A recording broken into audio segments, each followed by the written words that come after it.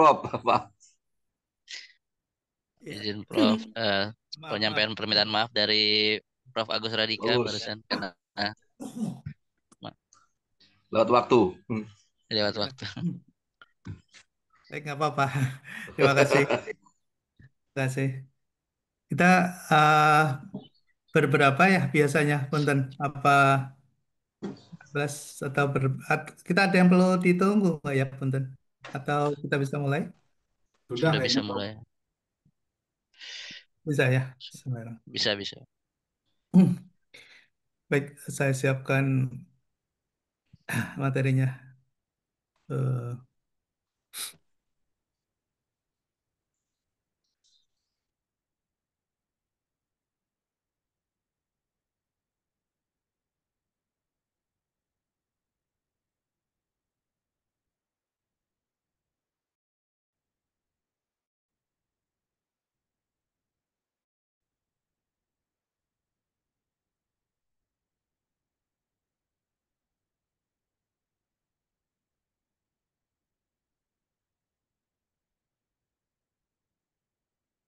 ya, Bismillahirrahmanirrahim. Assalamualaikum warahmatullahi wabarakatuh. Waalaikumsalam. Waalaikumsalam Waalaikumsalam warahmatullahi wabarakatuh. warahmatullahi. Alhamdulillah, syukurillah, salatu wassalamu ala rasulillah wa ala alihi wa sahbihi wa man wala. Hawla wa la quwata illa billah, rabbi israh li sadri, wa yassir li amri, wa hlul 'uqdatam min lisani yafqahu qawli, amma ba'du. Alhamdulillah, syukur kehadirat Allah Ta'ala, pagi menjelang siang hari ini, Alhamdulillah diperkenankan, diizinkan kita untuk bisa bertemu walau via virtual. Berharap, berdoa mudah-mudahan semuanya dalam keadaan sehat, walafiat. Amin, amin. Ya Allah, amin. Selalu diberikan keberkahan, kesehatan, dan kelapangan, Amin. Amin. dan pikiran, dan kelapangan hati. Insya Allah, amin. Amin. Amin Allah. Kita awali bersama dengan bacaan basmalah. Bismillahirrahmanirrahim. Bismillahirrahmanirrahim. Alhamdulillah ya kita pertemuan yang kedua bagi Dua. Alhamdulillah, bagi saya yang kedua. Uh, kita di awal telah mencoba untuk mengelaborasi tentang bagaimana proses kalau dalam bahasa akademis adalah epistemologi ya. Bagaimana proses sebuah konsep, ilmu dan teori itu muncul. Pada kesempatan saat ini kita ajak untuk melihat bagaimana konsep dasar dalam pemahaman transaksi atau akad di dalam syariah. Walaupun ini mungkin terlalu dasar, tapi karena kita akan bicara tentang sebuah knowledge sehingga berharap bahwa keterpenuhan terhadap basic teori kita sudah memadai. Kita coba untuk menggali kembali agar kita bisa nantinya dalam analisis bisa terbantu untuk mendapatkan insight dan sekaligus basic thinking kita sehingga kita bisa tajam dalam menggali suatu gagasan ataupun menilai suatu teori ataupun bagaimana melakukan comparing, bagaimana kita bisa melakukan adjust, mengevaluate, atau bahkan bisa mengcreate ya untuk menemukan suatu novelty tertentu. Nah, dalam materi kita uh, saat ini saya sebut sebagai transaksi bisnis berbasis syariah. Karena pada dasarnya seperti yang kemarin kita sempat pelajari bahwa tidak ada sesuatu yang bebas nilai selalu ketika muncul suatu teori selalu akan diilhami atau diawali dengan sebuah inisiasi yang memiliki background thinking yang berbeda. Namun dalam konteks pendekatan ilmiah tentunya segala sesuatu kita bisa ukur, kita bisa dekati dengan berbagai pendekatan termasuk pendekatan kuantitatif. Ya sehingga secara logik kita bisa memastikan bahwa apa yang kita yakini sebagai suatu kebenaran itu tidak bertentangan dengan akal sehat, dengan common sense, ya dengan akal sehat ya, yang bisa diterima oleh manusia.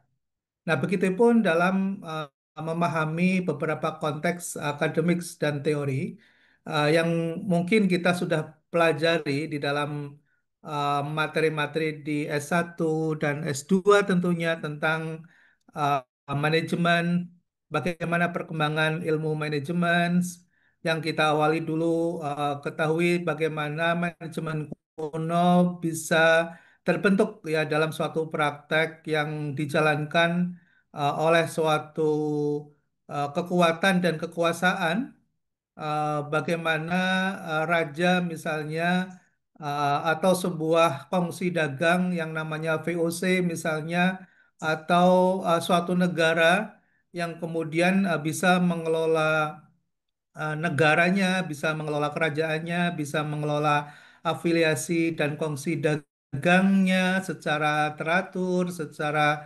sistematis, dan mereka bisa mencapai tujuan dengan segala daya dan upaya yang mereka lakukan. Itu sebetulnya ada suatu knowledge yang mungkin kita dalam, terutama ya di abad-abad awal sebelum Masehi misalnya, belum terejawantah di dalam suatu konsep atau teori yang muncul. Namun demikian, kita meyakini bahwa manajemen sebetulnya sudah lahir sebelum abad Masehi itu sendiri ya, karena tadi bukti-bukti dari peninggalan berupa berupa artefak maupun peninggalan manuskrip yang kita masih bisa baca sampai saat ini membuktikan bahwa manusia memiliki akal budi dan memiliki daya untuk menghasilkan sesuatu yang terstruktur dan sistematis sehingga bisa mengelola alam dan mengelola manusia serta sumber daya yang ada di muka bumi ini untuk kesejahteraan manusia itu sendiri.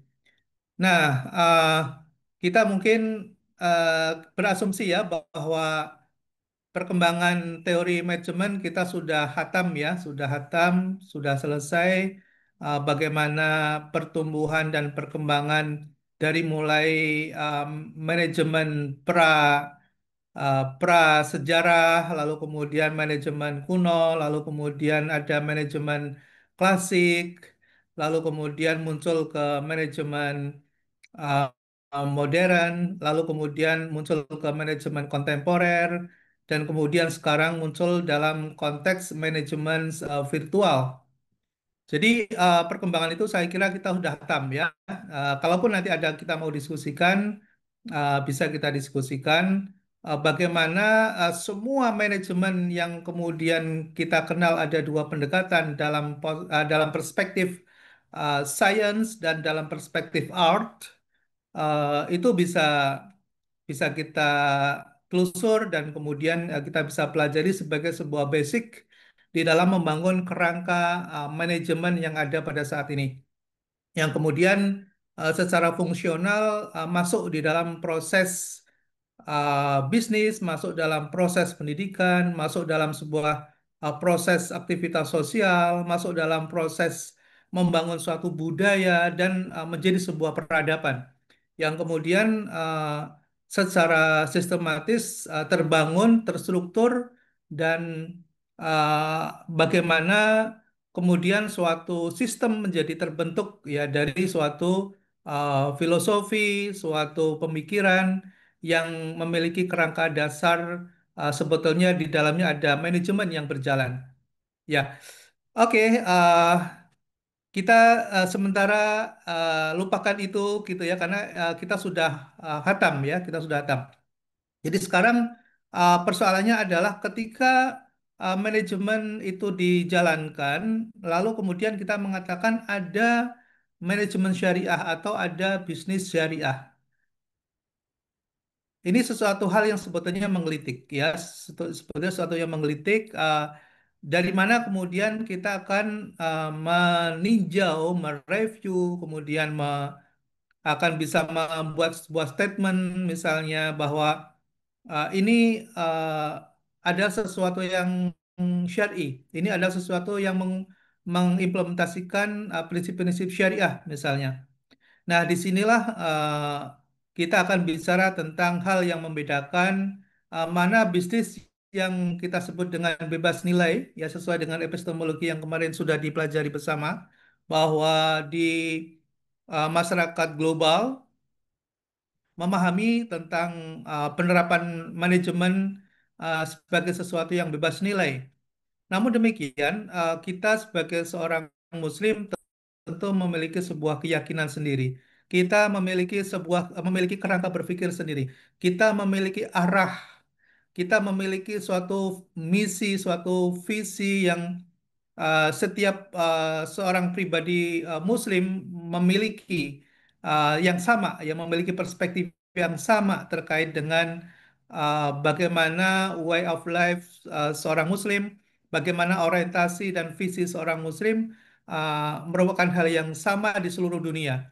Nah, sehingga semestinya mereka yang kemudian memiliki ideologi, yang memiliki suatu akidah dan keyakinan bahwa ada sesuatu yang dipegang, ada sesuatu yang kemudian diyakini, ada sesuatu yang kemudian menjadi haluan di dalam uh, bagaimana cara berpraktek, bagaimana cara melakukan sebuah relasi hubungan antara manusia satu dengan manusia yang lain, bagaimana konsep dalam melakukan relasi dengan alam, dengan lingkungan dan seterusnya.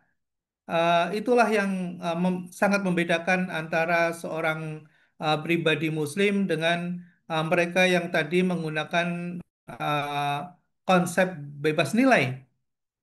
Nah, saudara sekalian, ini saya perlu menyampaikan materi ini karena ini menjadi dasar kita di dalam melakukan transaksi bisnis, ya, dalam melakukan transaksi bisnis. Walaupun mungkin di antara kita ini sudah hatam juga. Jadi sebetulnya sudah banyak yang hatam lah ya, tapi ini perlu kita refresh kembali agar mendapatkan mendapatkan kembali nilai-nilai yang menjadi panduan kita di dalam menjalankan suatu aktivitas, terutama dalam konteks ruang lingkup atau skop yang sedang kita pelajari, yaitu tentang bisnis syariah, ya tentang bisnis syariah. Oke, baik saudara sekalian,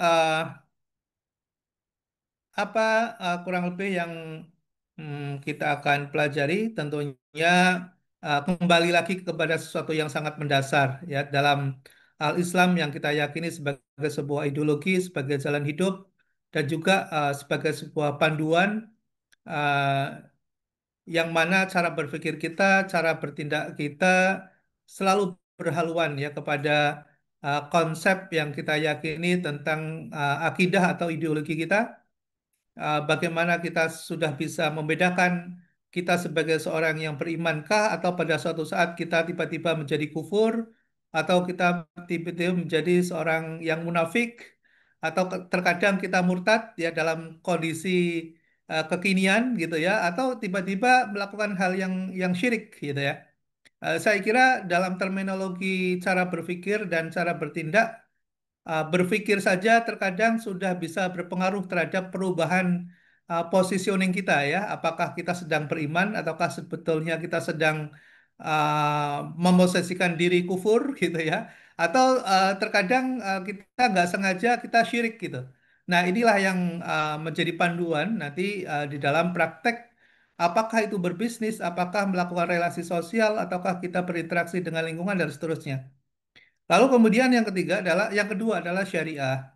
Nah, ini juga konsep yang sebetulnya sangat mendasar, namun lagi-lagi kita dihadapkan dalam sebuah realita yang terkadang sulit ya untuk kemudian kita memutuskan dan kemudian kita melakukan sebuah eksekusi dalam suatu tindakan tertentu. Ya, dalam kondisi kekinian menjadi hal yang absurd kadang, ya absurd lalu kemudian juga menjadi abu-abu masuk dalam suatu gray area gitu ya yang terkadang sulit ya untuk menentukan ini sebetulnya haram halal atau bahkan di tengah antara hal yang tipis ya antara mubah misalnya dengan sunnah atau sebaliknya antara halal dengan makruh misalnya. Ini sebuah pergeseran yang sangat sensitif sekali kalau mungkin tidak memiliki panduan yang kuat. Biasanya perubahan dan pergeseran ini kemudian tidak terasa, lalu kemudian secara intensif. Lalu kemudian yang makro itu tiba-tiba bisa menjadi halal ya dalam pikiran dan tindakan kita karena tadi sensitivitas kita sudah mulai melemah gitu. Lalu kemudian sudah menebal kalau menurut Al-Ghazali misalnya bahwa hati kita ini seperti cermin gitu ya. Kalau kemudian titik-titik kesalahan itu segera tidak dibersihkan dengan istighfar dan kemudian kembali kepada jalan yang benar, maka titik-titik itu akan semakin banyak gitu. Nah, ketika titik-titik semakin banyak, maka kemudian cermin menjadi tertutup oleh debu kesalahan dan dosa itu sendiri. Dan pada saatnya nanti orang sudah nggak bisa lagi melihat mana itu salah dan mana itu yang benar. Bahkan kesalahan itu dianggap suatu kebenaran. Nah, itu yang dikhawatirkan oleh Al-Ghazali ketika beliau sangat khusyuk memahami tentang sufi, gitu ya. Bagaimana kemudian hati itu menjadi pancaran juru pacaran ilahi itu munculnya dari hati itu sendiri ya, karena disitulah menurut Al-Ghazali uh, Tuhan berkata melalui hati, gitu ya. Nah, terus sekalian, akhlak, ya, akhlak, ya, ini juga menjadi dasar karena ini adalah implementasi, ya, implementasi dari suatu konsep yang kita yakini dari suatu pemikiran yang kemudian menjadi panduan kita, muncullah kita sebagai seorang pribadi, apakah ihsan, ahsan, atau istisan. Saya kira juga udah hatam ya masalah ini. Saya lanjut dulu. Ini menjadi dasar ya. Ini menjadi dasar ketika bicara tentang bisnis syariah. Tentunya yang menjadi acuan kita adalah Al-Quran dan Al-Hadis. Ya. Lalu kemudian kita sama-sama memahami dan mengetahui bahwa cara memahami Al-Quran itu juga banyak perspektif gitu ya, banyak perspektif. Karena disitulah muncul penafsiran ya yang mungkin berbeda antara satu dengan yang lain. Namun demikian kita meyakini bahwa perbedaan itu adalah sebagai sebuah rahmat, sebuah rahmat ya. Ah, al-ikhtilafu ummati rahmah gitu ya. Jadi kita tidak perlu kemudian uh, meruncingkan suatu perbedaan di antara pemahaman yang ada. Namun tentunya kita sebagai seorang pribadi Muslim ada satu hal yang kita yakini itu sebagai suatu kebenaran yang kita pegang terus begitu ya.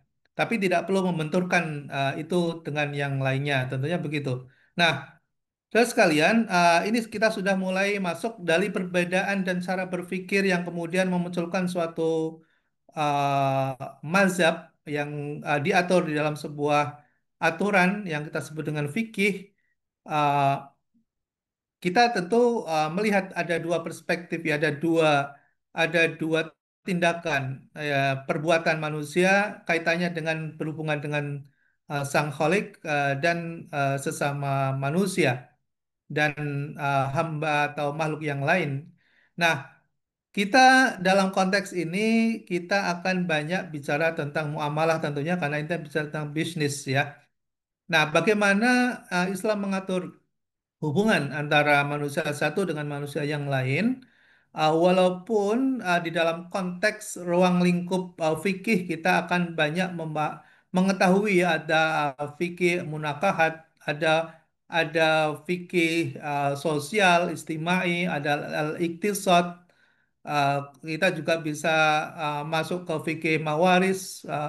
Banyak yang bisa kita pelajari, namun tentunya dalam konteks ini kita akan fokus kepada uh, fikih muamalah yang mana sebetulnya di dalam usul fikih kita sudah memahami juga bahwa ruang lingkupnya sangat lebar sekali. Di dalam usul fikih dikatakan al-aslu fil muamalah ibahah hatta yadilu tadilu ala tahrimiha.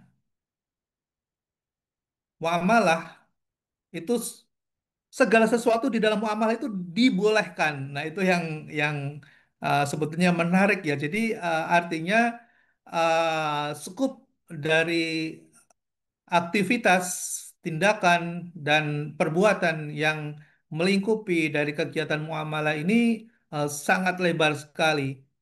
Namun demikian, ada yang perlu kita ketahui, mana yang diharamkan, karena hanya yang diharamkan saja yang tidak dibolehkan.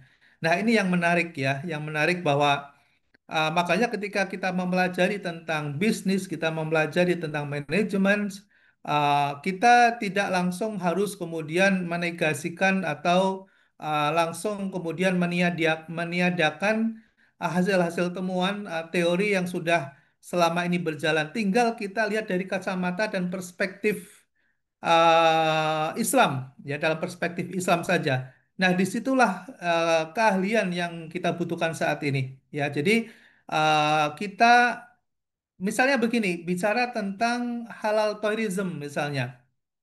Halal tourism, sebetulnya ketika seseorang melakukan kegiatan adventure, ketika journey di suatu uh, traveling misalnya, atau mengunjungi tempat-tempat wisata dan sebagainya, lalu kemudian kita mengatakan ini halal tourism atau ini sebetulnya konvensional tourism misalnya.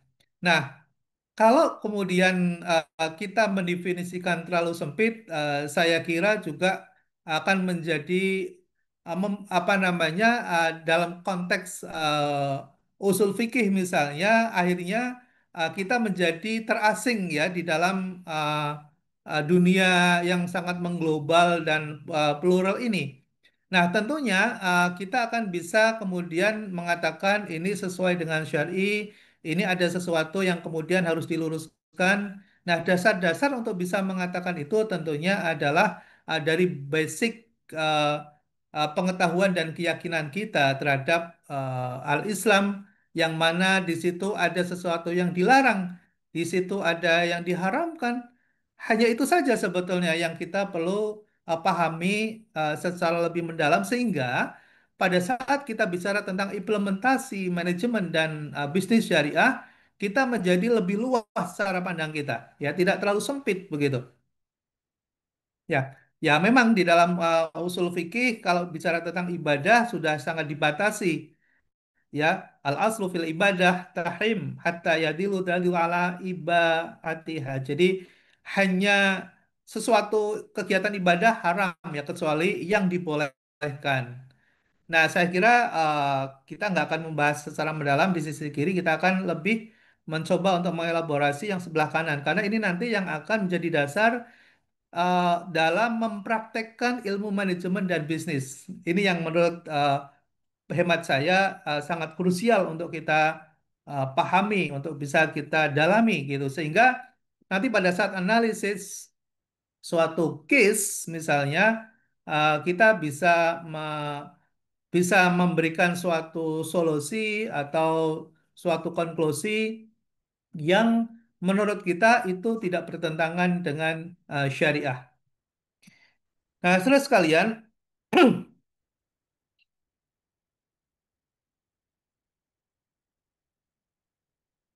ini teori gradasi ya di dalam hukum Islam.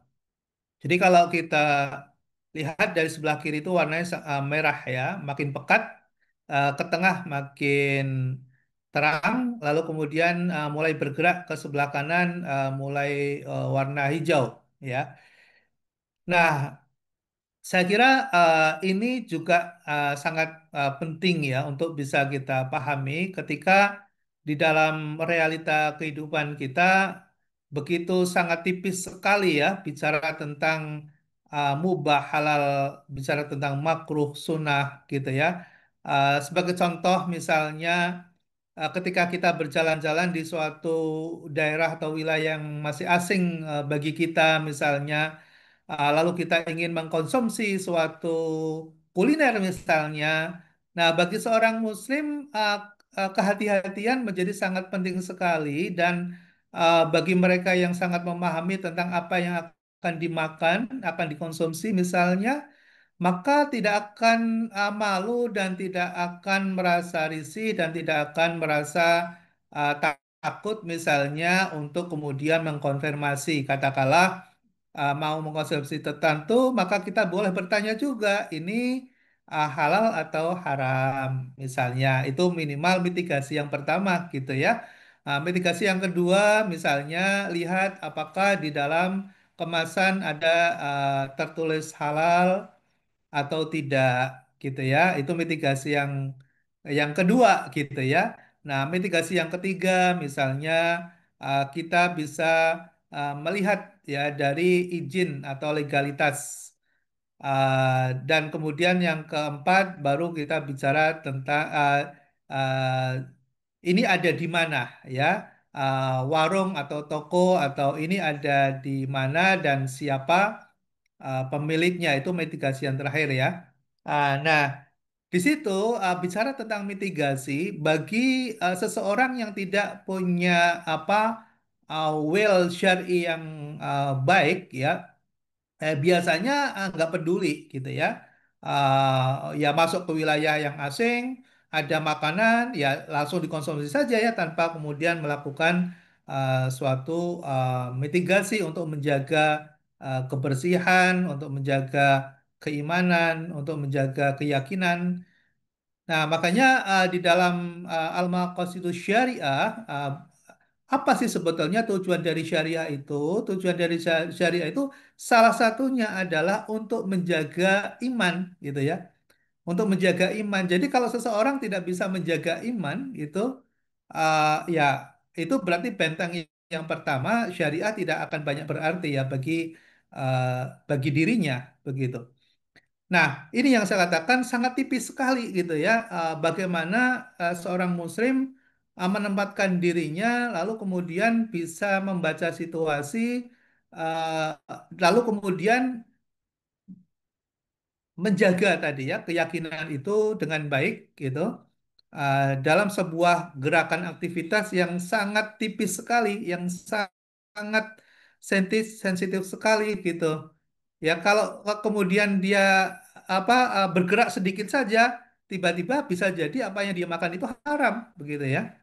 Nah, inilah yang kemudian menjadi concern kita terutama karena yang menjadi garda terdepan ya di dalam konsep syariah, apakah itu terimplementasi di dalam manajemen atau dalam bisnis, adalah bicara tentang uh, bagaimana pengambilan keputusan itu dilakukan, decision making itu dilakukan, yang kemudian decision making itu didasari oleh sebuah etik, oleh sebuah etika, oleh sebuah nilai, oleh sebuah value, gitu ya. Di mana value dan nilai itu yang muncul adalah dari suatu keyakinan, ya, dari suatu keyakinan. Nah, inilah yang kemudian akan membedakan mana seorang Muslim sejati dalam proses kehidupannya ya dengan mereka yang mungkin liberal ya. Nah, bicara tentang liberalisme di dalam suatu pemikiran dan suatu tindakan ini bisa panjang nih kalau kita mau diskusi tentang liberalisme gitu ya. Tapi kembali lagi kepada kita ya karena ketika kita sedang mempelajari sesuatu, apakah ini adalah just is science? Apakah ini adalah sebagai kita mempelajari sebagai suatu ilmu dan ilmu itu adalah sebagai suatu cahaya. Ini akan kembali ya kepada pemahaman kita masing-masing gitu ya. Karena ada orang yang mempelajari sesuatu itu dianggap itu sebagai sebuah knowledge saja, pengetahuan saja, ya, bukan sebagai sebuah panduan. Nah, ya, ya saya pikir silahkan kita nanti akan kembali kepada diri kita masing-masing. Tapi dalam konteks ini kita ingin mencoba untuk mendudukkan bagaimana kita mempelajari suatu ilmu, suatu knowledge, dan suatu panduan hidup. Jadi kalau kita bicara tentang manajemen dan bisnis syariah, sebetulnya kita sedang mempelajari suatu panduan, suatu guidance, ya. Tidak hanya sekedar knowledge, tapi kita sedang mencari suatu panduan, ya, suatu panduan. Nah, saudara sekalian, ini juga penting walaupun sangat sederhana, ya. Ini penting walaupun ini sangat sederhana karena ini juga sering ya disampaikan ya di dalam berbagai apa mata kuliah pengantar gitu. Bicara tentang halal ya. Halal itu pilihannya hanya satu saja gitu ya. Hanya satu saja yang sebelah kiri atas saja itu. Yaitu caranya harus halal dan objeknya harus halal. Jadi kalau kemudian caranya halal tapi objeknya haram, maka menjadi haram. Atau misalnya objeknya itu sebetulnya halal tapi caranya haram gitu, maka menjadi haram. Jadi apa namanya hukum matematika tidak berlaku di sini ya, hukum matematika tidak berlaku di sini. Jadi jangan semua didekati juga dengan matematik atau science gitu ya. Kalau di dalam matematik minus kali minus maka menjadi plus gitu ya. Nah, kalau ini minus dengan minus gitu, maka menjadi minusnya jadi double. Ya, jadi haram ya. Caranya haram dan objeknya haram, maka menjadi sangat haram. Ya, oke. Jadi saya kira ini sebagai dasar. Nah, ini juga perlu kadang di dalam apa namanya mempelajari tentang bisnis syariah atau tentang al-iqtisad atau bicara tentang hukum Islam, terutama yang kaitannya dengan muamalah, ya terkadang hanya sebagai pengetahuan saja gitu ya. Tapi kalau kita mau mencoba untuk menelusuri dan membuat sebuah skema yang bisa kita nanti dengan cepat untuk mengambil suatu keputusan, maka kita perlu paham bahwa di dalam suatu transaksi, dalam suatu muamalah, itu bisa kita bedakan menjadi dua, ya bisa kita bedakan menjadi dua. Yang sebelah kiri itu adalah aktivitas tabaruk.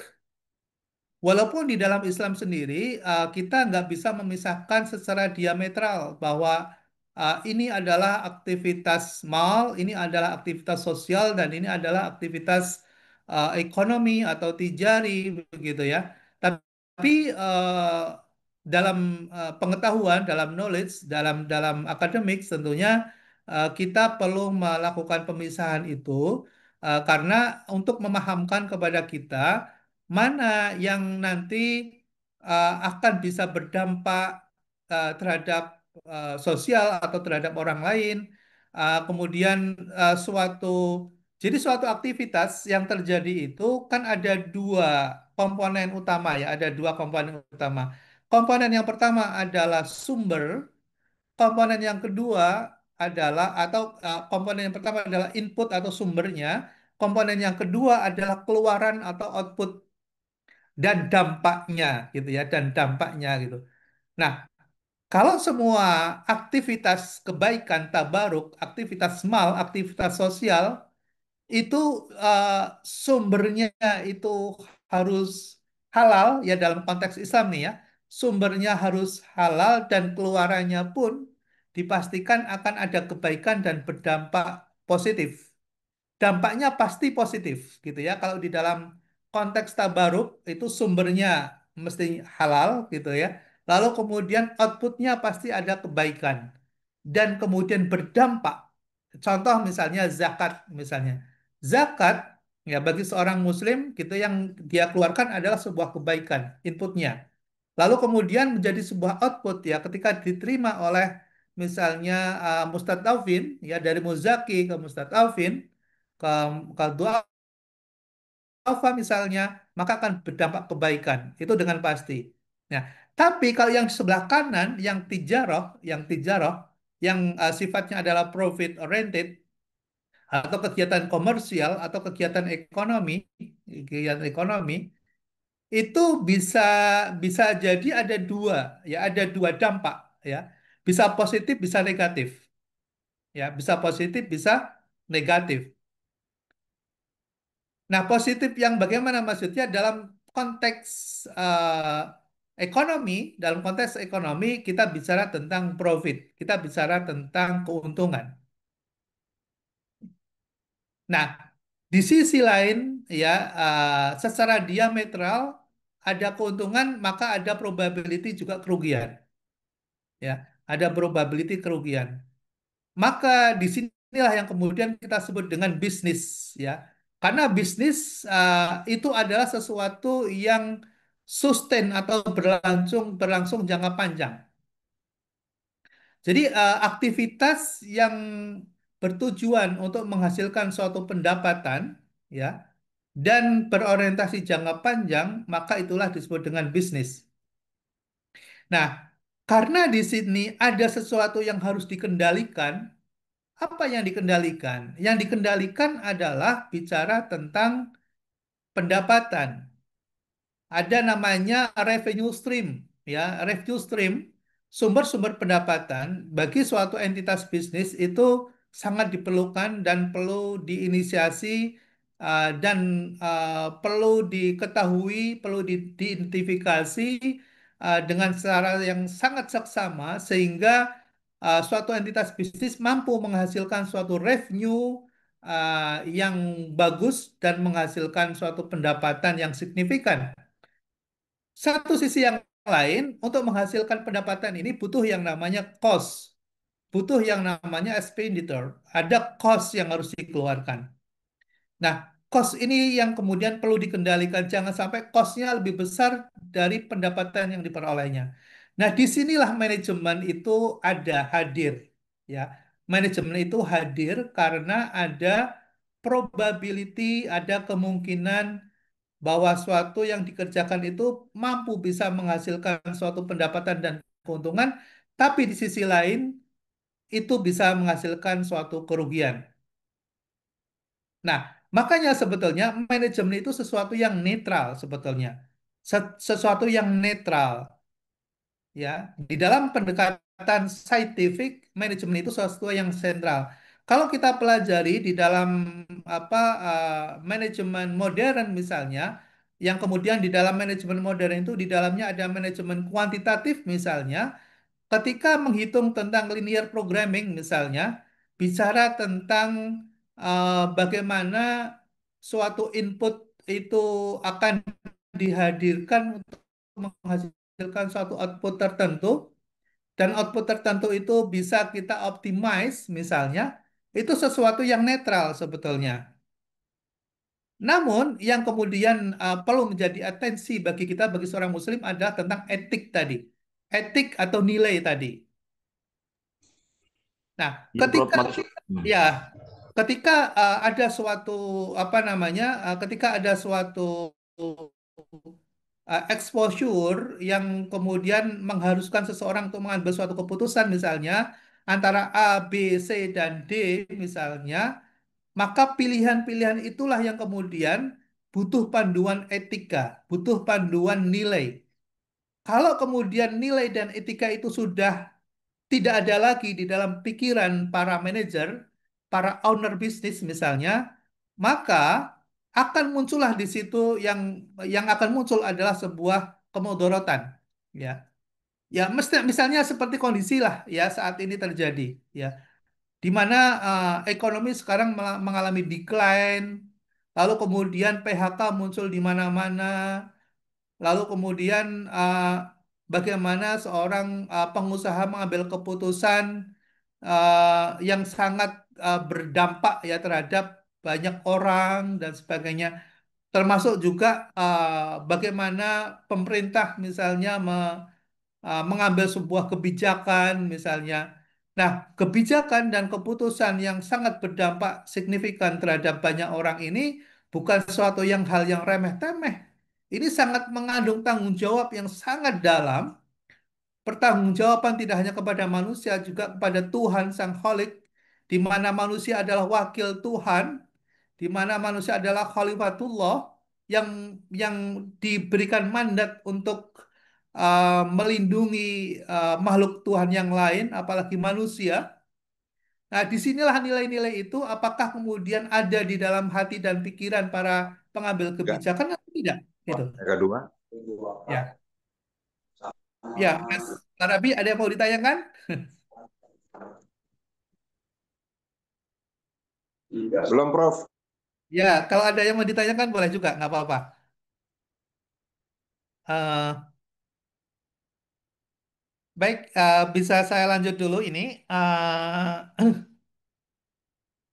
Ya, tadi bicara tentang akad ya, bicara tentang akad. Nah, di dalam akad syariah itu ada yang konsepnya sesuatu yang pasti, ya, yang disebut dengan certainty contract. Ya, nah, akad yang basisnya adalah sesuatu yang pasti. Contohnya apa? Contohnya adalah jual beli. Jual beli itu sesuatu yang pasti. Pasti dalam hal apa? Pasti dalam hal ketentuan margin atau pendapatan atau keuntungan yang diharapkan. Itu sudah bisa ditentukan, ya. Itu kalau dalam bahasa sehari-hari bisnis adalah trading ya. Nah, dalam trading itu ada ada harga pokok perolehan dan ada harga jual. Nah, ketika harga jual lebih tinggi dari harga pokok perolehannya, maka bisa dipastikan ada profit yang akan muncul di situ. Nah, sehingga profit itu atau margin yang nanti akan diperoleh itu bisa disepakati antara si pemilik dana atau sohibul mal dengan mudharib atau pengelola. Ini kaitannya nanti dengan kerjasama atau relasi antara satu pihak dengan pihak yang lain. Berbeda misalnya kalau suatu keputusan bisnis dilakukan secara sendirian, itu beda lagi ya. Misalnya kita punya modal sendiri, kita punya modal sendiri, kita punya barang sendiri, lalu kemudian kita jual. Nah, itu tentunya akad-akad ini tidak relevan, ya. Ini relevan ketika bicara tentang berkongsi, bicara tentang bekerja sama, bicara tentang bagaimana kita melakukan suatu usaha dengan melibatkan orang lain. Nah, ketika kita melibatkan orang lain, maka di situ ada aturan-aturan yang secara syar'i sudah digariskan ya di dalam ilmu fikih ya bisa kita pelajari itu. Oke. Nah, kemudian yang kedua selain trading atau jual beli adalah sewa menyewa atau ijarah ya, sewa menyewa atau ijarah. Nah, itu konsepnya, ya, itu konsep yang di dalam fikih muamalah diajarkan kepada kita bagaimana ketika transaksi dilakukan oleh seorang muslim dengan muslim yang lain atau seorang muslim dengan non-muslim pun ketentuan-ketentuan ini akan menjadi dasar atau rujukan. Dan kemudian banyak diadopsi di dalam Islamic finance ya. Ya. Di dalam Islamic finance itu diadop. Nah, lalu kemudian yang sebelah kanan adalah sesuatu yang tidak pasti atau natural uncertainty contract. Nah, disitulah kemudian hukum bagi hasil yang dilakukan. Ini yang kemarin sudah sempat saya sampaikan juga ya. Ini menjadi dasar. Saya kira waktu kemarin kita pertemuan pertama kita ini sudah saya sampaikan ya. Saya percepat saja. Nah, kemudian bicara tentang cara transaksinya dan objek yang ditransaksikan gitu ya. Jadi yang pertama adalah zatnya. Kita akan uh, ketika transaksi itu terjadi lalu kemudian menjadi haram kalau kemudian yang ditransaksikan adalah yang memang diharamkan, misalnya babi, khamar. Kita jual beli khamar gitu ya. Kita jual beli apa bangkai kecuali bangkai yang dihalalkan ya, misalnya ikan belalang misalnya. Ya kalau dihalalkan ya nggak ada masalah gitu ya. Ini bangkai dalam konteks sesuatu yang akan berisiko terhadap manusia yang seharusnya tidak perlu dikonsumsi, yang seharusnya dikubur ya, tapi kemudian diperdagangkan misalnya. Darah misalnya. Oke, saya kira itu juga sesuatu yang sudah kita pahami sangat lama ya, tapi hanya remind saja. Lalu kemudian dari sisi caranya, ya, selain zatnya atau caranya, misalnya tadris, takrir, gharar, riba, ihtikar, ya manipulasi, gharar, gharar bisa dengan cara menipu atau uh, apa namanya berjudi misalnya lewat maisir misalnya dengan cara spekulasi misalnya tadlis menyembunyikan informasi misalnya ya. Nah kemudian apa namanya di dalam akadnya sendiri itu bisa tidak sah ya kalau kemudian terjadi ta'aluk ya. Jadi ta'aluk. Dengan objek yang sama kita transaksikan dengan lebih dari satu transaksi ya. Kita sedang dalam posisi apa tawar menawar misalnya dalam satu objek yang sama ya kemudian belum ada kesepakatan kita tawarkan kepada orang lain gitu ya.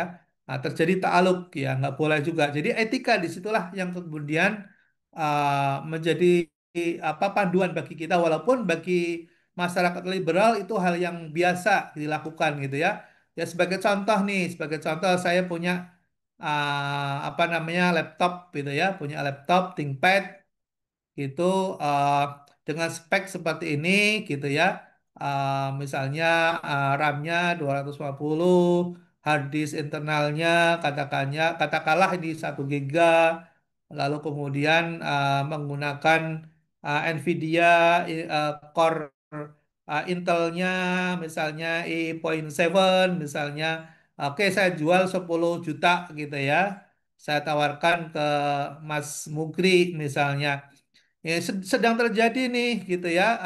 Mas Mukri mengatakan tunggu ya, saya berpikir ya paling lama 2 jam lah gitu ya. Paling lama 2 jam lah gitu. Mas Mukri bilang ke saya. Lalu saya nggak sabar, saya tawarin ke Mas Farabi gitu. Mas Farab, Mas Abi, ini saya punya barang gini sama speknya, barangnya juga sama gitu ya. Tiba-tiba Mas Farabi, oke saya beli sekarang gitu ya. Nah, padahal saya sedang menawarkan ke Mas Mukri sedang berpikir 2 jam. Ini belum Iya, ada lama satu, mikir. belum ada satu Mas. Nah, tiba-tiba saya kasih ke Mas Farabi itu barang. Iya udah Mas ambil Mas Abi gitu ya. Nah, Biasanya dibelilah. gini, biasanya gini Prof izin. Prinsipnya adalah mana duluan katanya. Nah, Iya. itulah, itulah itu yang sekarang terjadi seperti itu ya. Iya. Sangat liberal sekali gitu.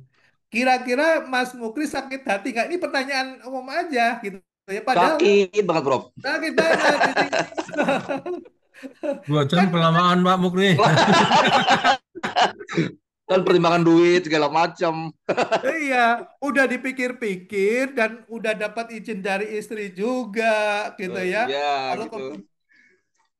kemudian udah di comparing di apa nih Banding-bandingkan. uh, ternyata murah gitu ya. Heeh. Murah Jadi gitu. kelamaan. Saya Hmm. mau nih gitu ya. Setelah dikatakan, oke Pak Bagio saya mau nih 10.000 nih saya mau bayar.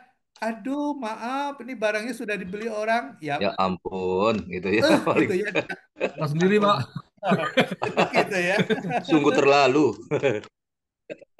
Terlalu lah gitu ya. Terlalu hanya karena uang. Hanya Iya iya. karena uang. Semua Iya. dilupakan ya. Persahabatan dilupakan gitu ya. Atau mungkin biar lebih halal mesti minta izin dulu kali Prof ya. Minta izin dulu.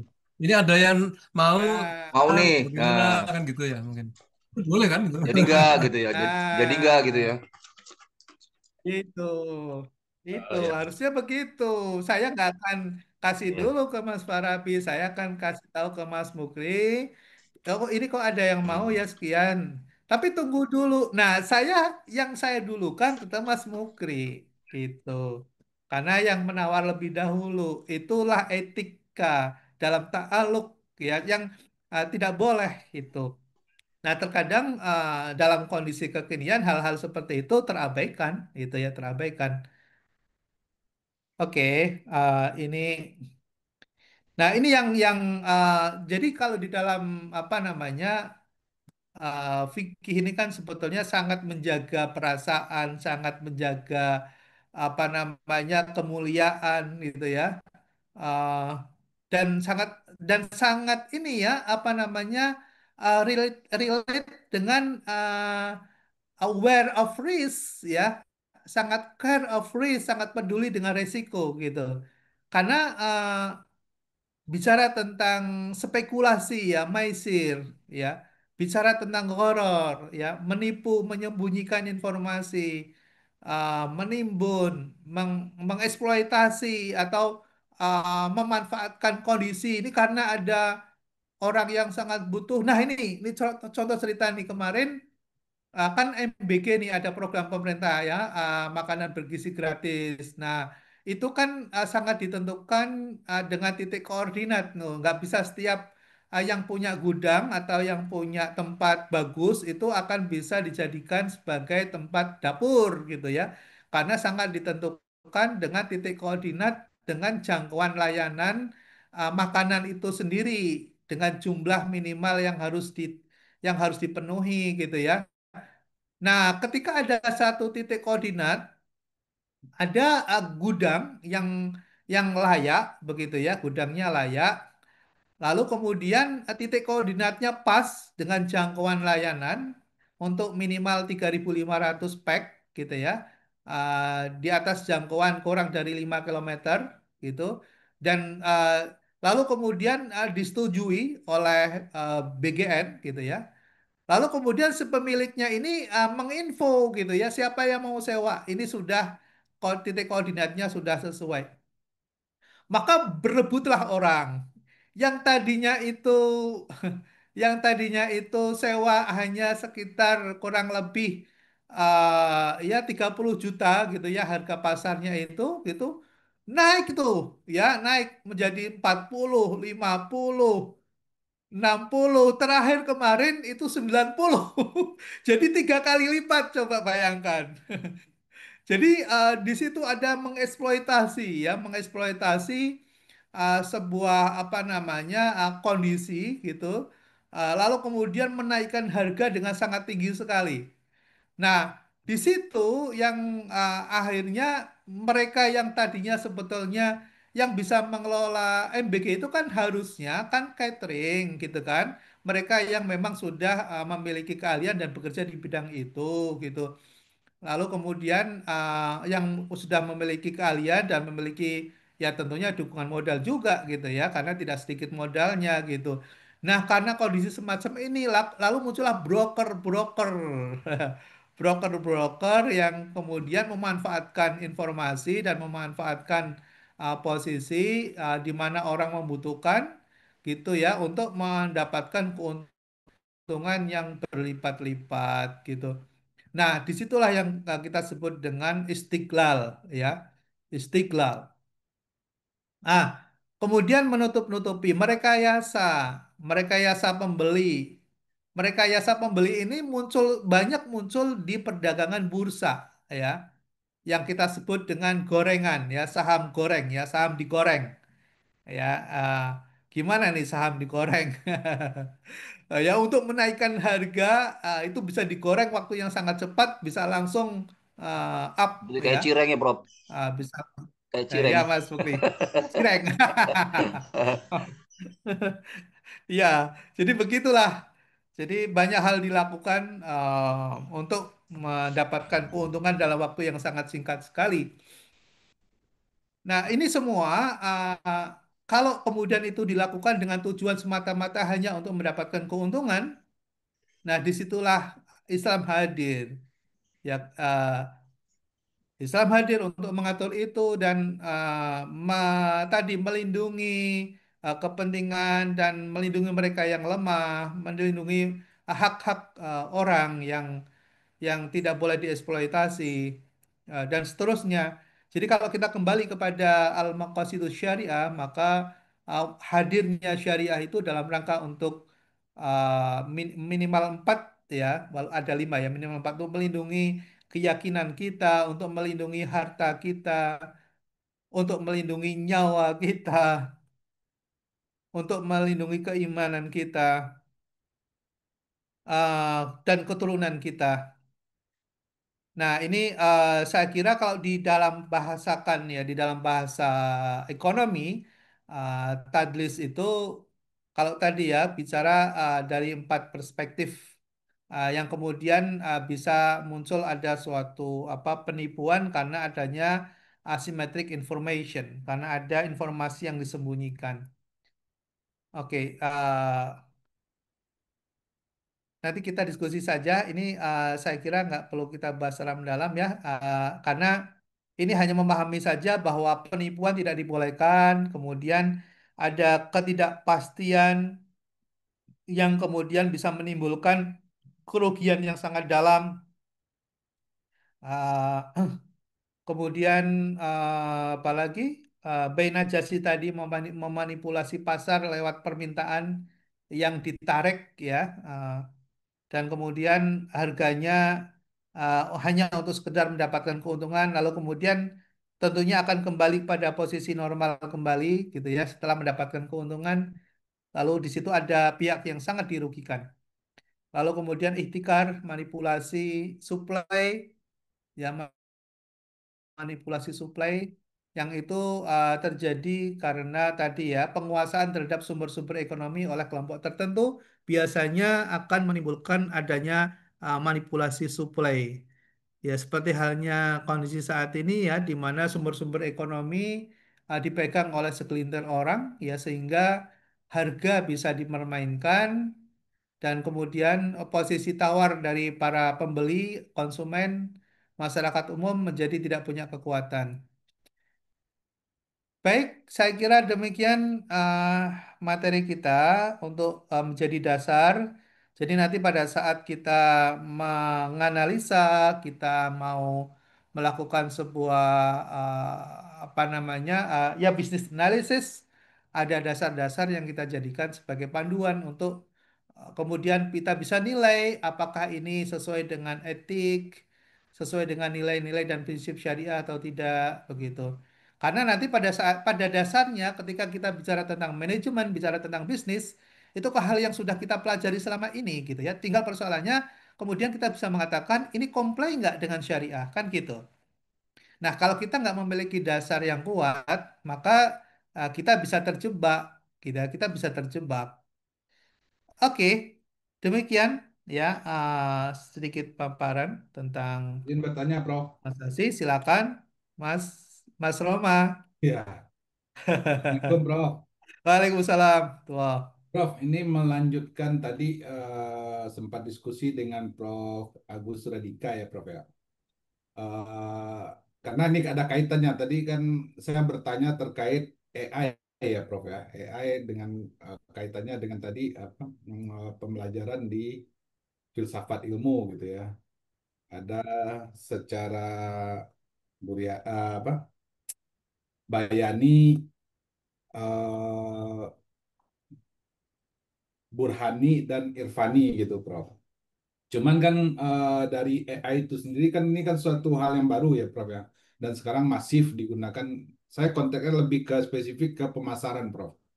Tadi kan sempat Prof Agus Suradika menyampaikan kalau AI itu kan dia nggak punya moral atau nggak ini eh, bagaimana kaitannya gitu. Cuman tadi ada terbesit dari Prof Agus, gimana kalau AI-nya diinin syariah gitu, Prof. Nah ini mungkin Prof yang pakar di ininya mungkin bisa ngasih masukan gimana sih Prof menghubungkan antara AI itu kalau tadi Prof Agus secara syariahnya itu seperti apa gitu, Prof. Karena dengan keterbatasan sumber karena ini masih baru, mungkin literatur untuk ininya kan masih terbatas ya Prof ya. Mungkin dari pemahaman Prof bisa ngasih pandangan atau masukan Prof terkait apa yang disampaikan tadi Prof. Terima kasih Prof. Assalamualaikum warahmatullahi wabarakatuh. Waalaikumsalam warahmatullahi wabarakatuh. Makasih Mas Roma atas pertanyaannya terkait dengan artificial intelligence. Dalam pemahaman saya, artificial intelligence itu adalah sebuah alat ya, sebuah tools ya. Sama seperti halnya kita pernah mengenal alat-alat analisis maupun alat-alat bantu di dalam teknologi informasi. Atau kita sebut dengan suatu aplikasi atau program. Atau kemudian kita sebut dengan suatu platform, misalnya platform. Nah, itu semua sebetulnya alat, ya. Itu sebetulnya alat. Cuma bedanya di dalam artificial intelligence itu ada yang ditanam di situ chip, yang mana chip itu isinya tentang pengolahan data berbasis algoritma. Lalu kemudian di situ sistem yang digunakan adalah LM ya, ada namanya learning machine ya, atau mesin pembelajar, atau mesin yang bisa belajar.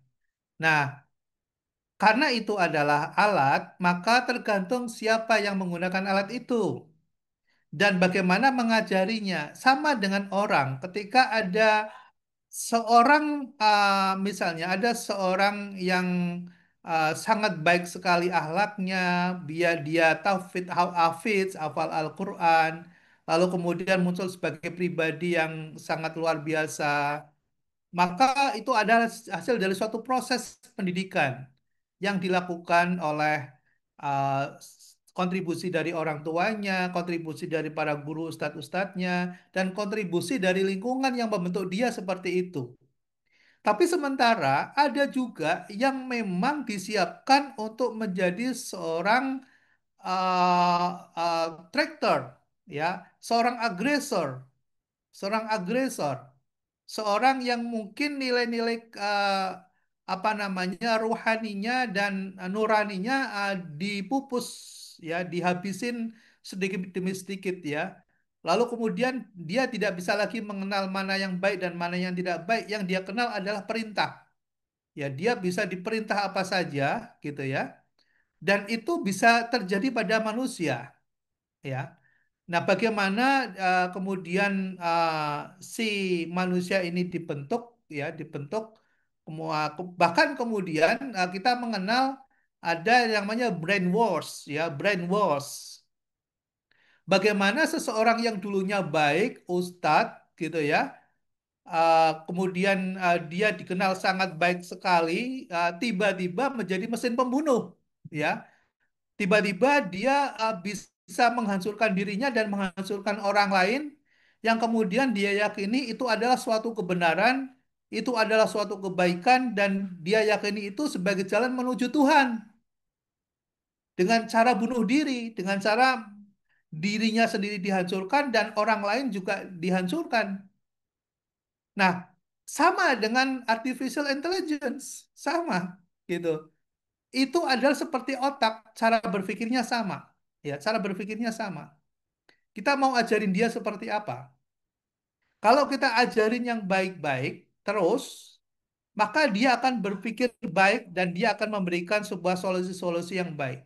Dan sebaliknya, kalau dia ajarin kita ajarin terus dia, gitu ya, sesuatu yang buruk, yang jelek, misalnya, maka sulit kita akan maka akan menjadi mesin penghancur, ya. Nah, terus pertanyaannya, kalau nah disinilah kemudian kenapa akun ya, saya sarankan saja sebaiknya mulai sekarang kita punya akun sendiri. Jangan pakai yang bebas dan gratis.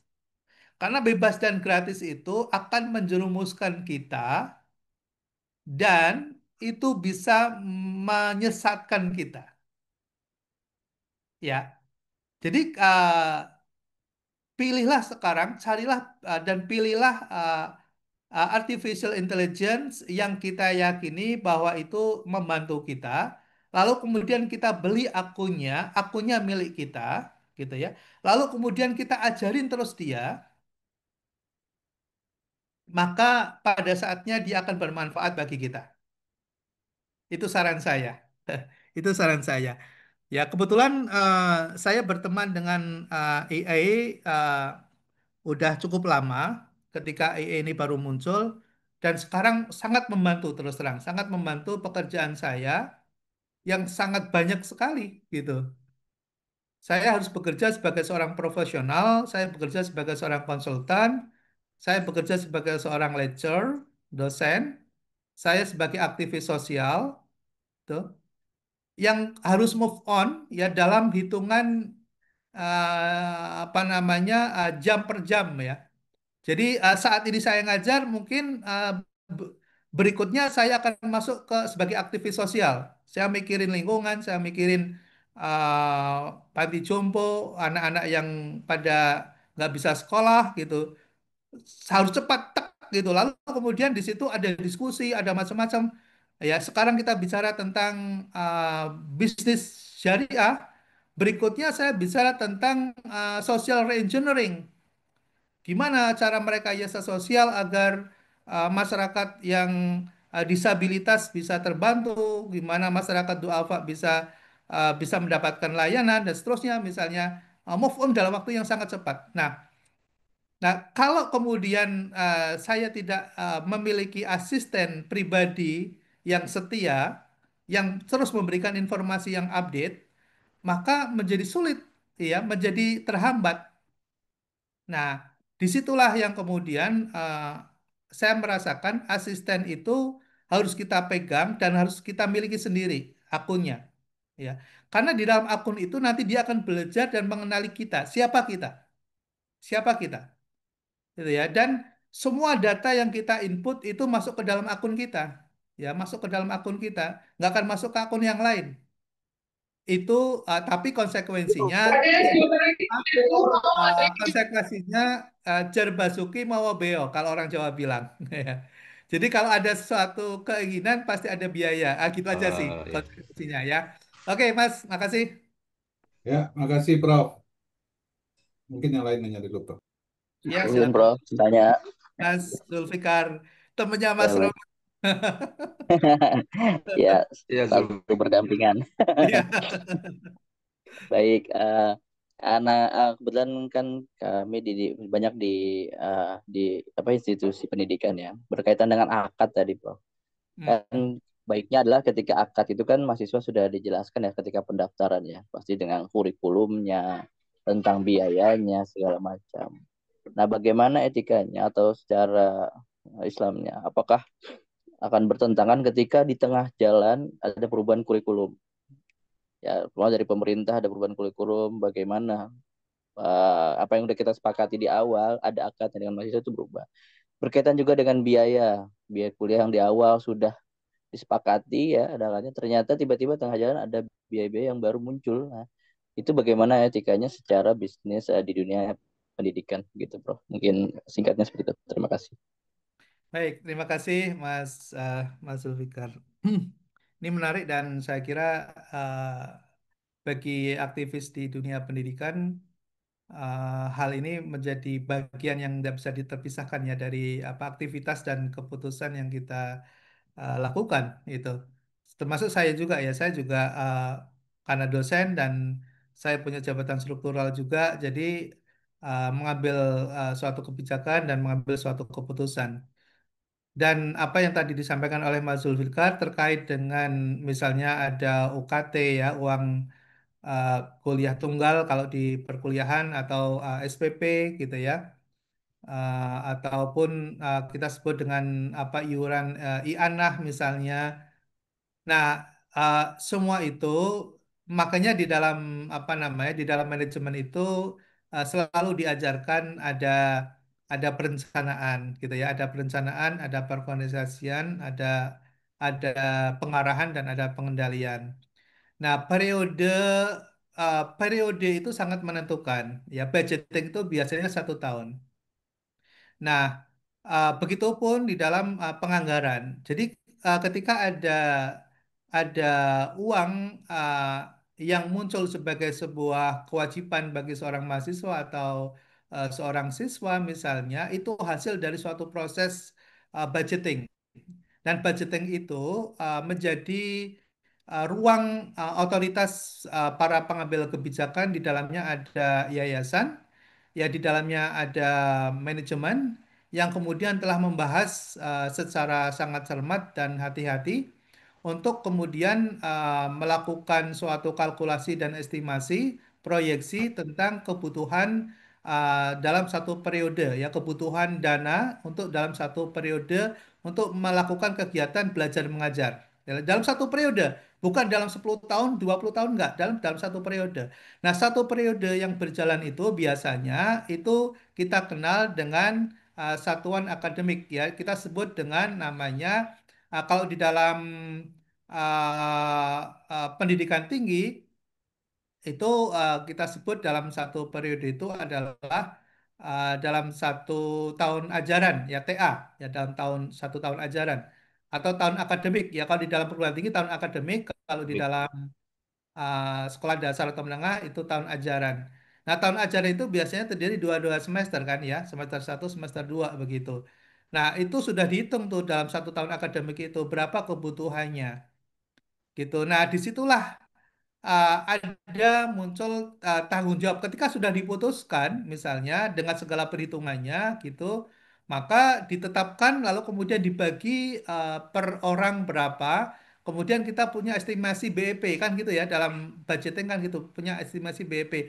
Ini kalau misalnya ada 100 siswa, uh, maka kita hitung dengan satuan tertentu, katakanlah di angka 70 kita sudah BEP nih, misalnya di angka 70 kalau semua masuk. Nah, biasanya dihitung dulu per kepala dulu gitu ya. Lalu kemudian setelah kita buat estimasi, lalu muncullah kalau lebih dari ini berarti itulah kelebihan yang nanti akan bisa kita gunakan sebagai surplus budget ya, sebagai surplus usaha gitu yang kemudian bisa kita gunakan untuk kebutuhan yang lain gitu.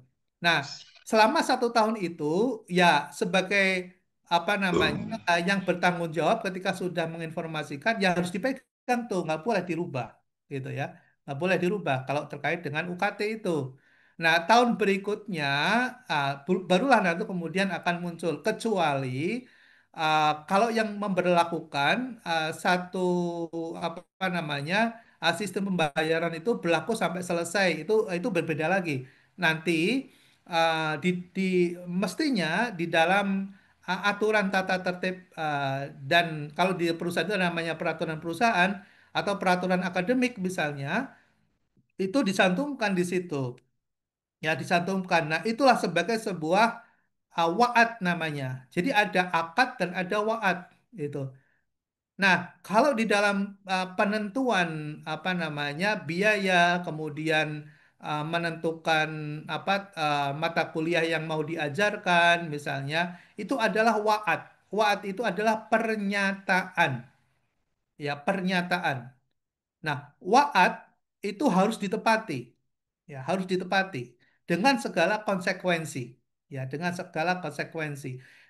Nah, disitulah yang kemudian pihak lain itu mengikuti. Kenapa sih pihak lain kok mau menitipkan anaknya di tempat kita? Karena ada wa'ad, karena ada pernyataan kita bahwa kita akan memberikan fasilitas ini, itu, dan sebagainya. Itu adalah sebuah ikrar ya sebuah janji ya sebuah janji. Nah itu harus diikuti, makanya harus hati-hati. Makanya kita sebagai pengelola yang profesional ya kita harus hitung benar gitu, budgetingnya benar, programnya juga harus dipikirkan dengan benar.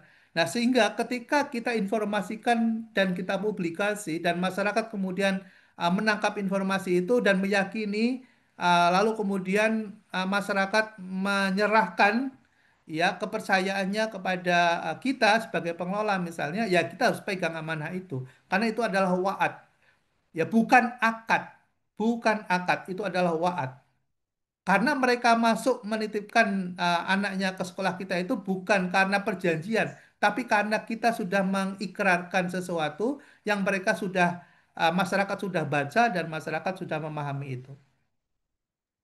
Gitu Baik, ya, Pak. Mas, kurang Baik. lebihnya. Berarti kalau ada perubahan kurikulum, misalnya pemerintah berubah nih kayak kemarin Merdeka Belajar, kita berubah lagi jadi apa? Terus sebelum ada KKNI, itu ketika kita berlakukan ke mahasiswa, ya itu berarti uh, sistemnya tidak masalah berarti Pak harusnya. Nggak masalah, nggak masalah, Mas, Baik. nggak masalah. Baik, baik. Terima kasih Pak. Saya Ya, Prof, izin Prof saya. ya silakan Mas Mukri. Iya, kaitannya dengan tadi sama hubungan dengan Pak Mas Zulfikar, bahwa Universitas Muhammadiyah itu kan ya bisnis ya apa universitas yang berbasis syariah. Nah, bagaimana kalau seandainya kayak di Papua itu kan dia menerima mahasiswa non Muslim. Ya, dia dipaksakan untuk berjilbab pun tidak mau kan pasti ya. Terus menjalankan syariat Islam pun tidak, tetapi dibolehkan masuk atau kuliah di Universitas Muhammadiyah. Dan itu tidak berbasis syariah berarti mereka kan. Kira-kira bagaimana akad semula kan kita mengumumkan bahwa ini adalah Universitas Muslim apa berbasis syariah. Kira-kira gimana Bro? Izin Bro tanggapannya. Ya, makasih Mas Mas Mukri. Jadi Ya, makasih. ya makasih. Jadi gini Mas, selain ibadah ya selain ibadah itu kita sebut dengan muamalah. Ya, Ya. muamalah itu adalah hubungan antara manusia satu dengan manusia yang lain. Itu pada dasarnya dibolehkan kecuali yang diharamkan. Oh ya. Artinya Ketika kemudian Muhammadiyah misalnya memberikan sebuah aturan bagi mahasiswa mengenakan jilbab misalnya, itu bagi yang beragama Islam. Hmm. Karena itu mengikat. Karena itu mengikat sebagai seorang muslim. Tapi ketika dia non-muslim, maka itu tidak mengikat. Hmm. Itu boleh. Ya, Ya, jadi nggak menyalahi singkatnya ya, begitu. Singkatnya nggak begitu, men- Mas. nggak menyalahi aturan syariahnya ya di kita Ya, ya. tidak. Oke, oke, makasih bro. Sami-sami. Ada lagi, Mas Fauzan? Mbak Rahmah, kelihatannya ada. Ya, izin Prof. Ya, Prof. Ya, Izin Mbak. bertanya Ya. eh, terkait dengan apa namanya perdagangan secara Islami gitu ya, Prof ya. Bagaimana sih cara memastikan bahwa bisnis online yang dijalankan itu halal? Mengingat saat ini kan banyak usaha online ya, Prof ya.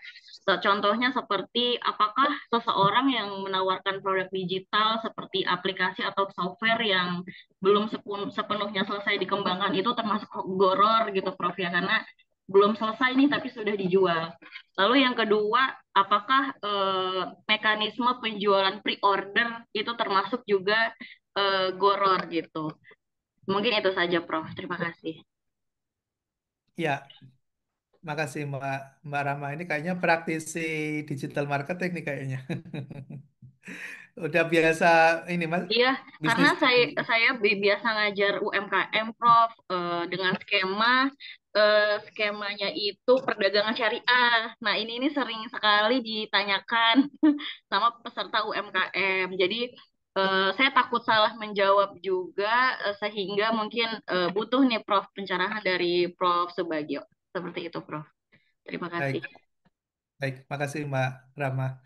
Saya senang sih kalau ada praktisi seperti ini kan sehari-hari atau bahkan aktivitas relasi komunikasi dengan para praktisi akan memperkaya gitu ya dengan hasanah kita tentang berbagai literasi trading, kemudian literasi tentang digital, lalu kemudian akan terkoneksi itu pada suatu ekosistem yang sangat complicated gitu ya. Jadi kalau kita sudah masuk dalam sebuah platform yang kemudian platform itu misalnya sudah berizin OJK, uh, berizin ke Kominfo untuk masuk melakukan suatu perdagangan secara legal di dalam suatu aplikasi, maka di situ horornya akan menjadi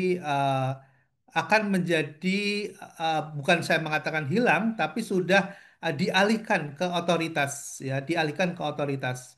Jadi ketika OJK memberikan suatu izin kepada suatu platform untuk melakukan suatu transaksi di dalam platform itu sudah melalui suatu verifikasi yang sangat sangat jauh dan sangat luar biasa. Ya, saya mengalami itu, ya saya mengalami sendiri. Bahkan sebelum ke OJK itu harus kominfo dulu. Dari sisi teknologi yang digunakan itu akan dilakukan assess yang sangat dalam dari teknologinya, kemudian dari human yang akan mengelolanya harus tercertified, lalu kemudian dukungan security sistemnya juga harus harus kuat gitu ya. Jadi tidak setiap aplikasi dan platform itu bisa digunakan oleh masyarakat secara umum gitu. Makanya kalau saya bisa mengatakan ya dengan istihad saya, kalau sudah mendapatkan izin legal dari Kominfo, sudah mendapatkan izin dari Otoritas Jasa Keuangan, maka saya mengatakan platform itu insya Allah tidak horor. Ya, karena sudah ada sistem security yang memitigasi risiko dan aman bagi para penggunanya. Kecuali gitu ya, kecuali platform abal-abal. Misalnya kripto, misalnya berdagang kripto gitu ya. Lalu kemudian setelah kita telusur ternyata tidak terdaftar di OJK, yaitu horor. Ya siap-siap aja uangnya untuk hilang. Itu contoh ya, Mbak Rama. Ya, baik. Terima kasih, Prof. Sami. Ya, izin Prof menyambung. Silakan Mas. Iya, saya nggak tahu apakah ini udah dijawab sama Prof atau belum. Tadi pertanyaan Mbak Rahma agak mirip, tapi saya mau sangkutin sama pengumpulan human capital nih, Prof. Kan kalau kita kerja, kita kan ada tanda kontrak. Itu kalau saya mau coba analogikan tuh mirip-mirip sama akad kan, Prof ya. Ada kesepakatan antara pemberi kerja dengan penerima kerja gitu kan ya, Prof ya. Berarti kan ada ikatan yang memang eh, mewajibkan satu sama lain untuk memberikan hak dan kewajibannya seperti itu. Nah, saya juga tertarik sama matriks yang tadi Prof kasih tentang cara dan juga objek kehalalan sebuah entitas gitu, Prof. Nah, saat kita ketemu nih bahwa dalam praktek korporasi gitu, kita kan nggak tahu apakah teman-teman apa ibunya kebijakan atau punya strategi yang 100% halal, baik dari cara maupun dari objek. Nah, bagaimana impact-nya ke kita, ke kami sebagai karyawan, apakah kemudian juga uh, kegororan itu dilimpahkan ke pemegang saham atau ke top manajemen, kayak gitu sih, Prof. Mohon pencerahannya, Prof. Terima kasih. Ya, ya, makasih Mas Fauzan. Dalam konteks korporasi itu ada ekosistem yang mana di situ bicara tentang potential potential return and potential risk. Ada dua sisi. Nah, ketika kita bicara tentang mana perusahaan yang mendekati horor, mana pendekatan yang masuk dalam kategori tajlis, mana yang masuk dalam kategori ihtikar, menyembunyikan informasi, misalnya, itu semua akan bisa terjawab kalau kita comply terhadap regulasi, ya. Karena regulasi yang ada di semua negara itu pasti akan bicara tentang bagaimana melindungi konsumen, consumer protection, bagaimana melindungi para pemilik saham prinsipal, bagaimana melindungi masyarakat secara umum. Itu konteks aturan hukum perundangan dan turunan yang ada sampai kepada suatu peraturan yang masuk ke otoritas-otoritas, baik otoritas perdagangan maupun otoritas keuangan. Nah, kita sebagai negara hukum, maka kita hanya cukup melihat apakah institusi atau lembaga kita ini sudah comply atau belum, ya, dengan aturan dan perundangan yang berlaku di negeri ini, gitu. Nah, kalau dia tidak comply, maka kemungkinan atau probability terhadap horor, tadlis, itikar itu akan sangat lebar, potensi pelanggaran terhadap tadi, ya, terhadap hal-hal yang tidak diperbolehkan di dalam Islam. Contoh misalnya, perusahaan itu tidak mendaftarkan karyawannya ke Kemenaker, misalnya. Tenaga kerjanya nggak pernah didaftarkan, misalnya. Maka kalau didaftarkan kan itu harus ada laporan ke pihak eh, ke Kementerian Tenaga Kerja lewat dinas terkait, ya, sampai ke Pemda itu mengenai gaji yang diberikan, ya, kepada karyawannya, gitu. Nah, kalau perusahaan itu tidak terdaftar atau tidak mendaftar dan tentunya tidak akan memberikan laporan, maka perusahaan bisa semenang-menang yang memberikan gaji kepada karyawannya karena tidak melaporkan itu, termasuk juga kewajiban perusahaan untuk memberikan perlindungan, ya, terhadap kesehatannya, uh, perlindungan jiwa, atau bahkan perlindungan dana pensiunnya misalnya. Nah, itu kita bisa melihat tuh, ya, perusahaan-perusahaan yang uh, tolak ukurnya cukup dengan melihat apakah perusahaan ini comply dengan aturan yang ada atau sebaliknya, gitu. Itu jawaban yang saya kira simpel, tapi akan bisa membantu untuk mengukur, ya, untuk mengukur apakah perusahaan yang kita ada di dalamnya ini sebetulnya masuk ke ihtikar. Karena misalnya kalau ihtikar misalnya menyembunyikan sesuatu informasi misalnya, maka akan bisa berdampak negatif, ya, terhadap pemangku kepentingan, terutama kepada tenaga kerjanya, gitu. Akan bisa tereksploitasi. Nggak ada perlindungan, ya, nggak ada Iya, perlindungan. iya. Prof, terus untuk hubungannya dengan misalnya sumber capital atau sumber modal dari sebuah korporasi yang kita nggak tahu gitu secara uh, dari sisi karyawan itu juga seperti itu, Prof. Selama GCG-nya terpenuhi, kita quote unquote boleh boleh tutup mata gitu ya, Prof. Ya, Ya, kalau bicara bicara tentang sumber pendapatan yang kita peroleh, prinsipnya kan ketika kita bekerja itu halal, ya kan? Kita pendapatan yang kita peroleh halal. Lalu kemudian perusahaan itu bekerja atau bergerak di sektor yang halal, kan harus begitu, harus jelas, ya. Di sektor yang halal. Misalnya kalau perusahaan itu misalnya mengolah dan memproduksi hammer, bir misalnya atau narkoba ya, ya udah jelas gitu ya. Pendapatan yang kita peroleh itu pasti haram, gitu kan. Nah, jadi saya kira kita uh, melihatnya dari sisi itu, bukan kemudian uh, dari sisi bosnya ini bicara bekerja sebagai karyawan di suatu korporasi, di suatu perusahaan, atau kita bekerja untuk suatu perseorangan, kan gitu. Nah, kemudian yang kedua juga kita mengetahui dan memahami kita bekerja di bidang apa dan apa yang kita kerjakan halal atau tidak, itu yang menjadi pegangan, Mas Fauzan. Oke, makasih banyak Prof. Gak usah. Ya, sama-sama. Kasih. Ada lagi yang mau bertanya? Izin Prof, saya Oh, Mbak. Silakan Mbak Mani, silakan. ya, izin Prof. Ini menyambung terkait trading di dunia digital. Ini kan kami, kalau saya sendiri kan kemarin itu tentang manajemen keuangan di Bursa Efek.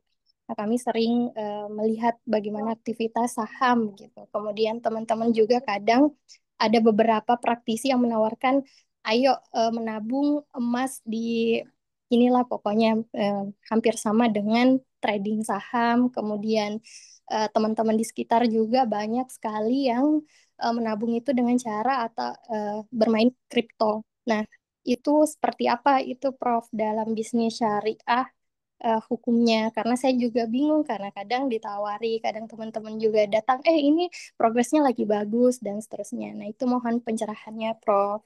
Ya, makasih Mbak Marni. Ah, oke ya, mohon izin ya saya sharing sebelum menjawab dari apa substansi pertanyaan tadi. Yang pertama, kita bisa menyebut itu bisnis itu, pertanyaan saya gini Mbak Mani. Saya boleh bertanya ulang nih, pertanyaan balik Mbak Mani. Bisnis itu pada dasarnya halal nggak? Saya mau tanya.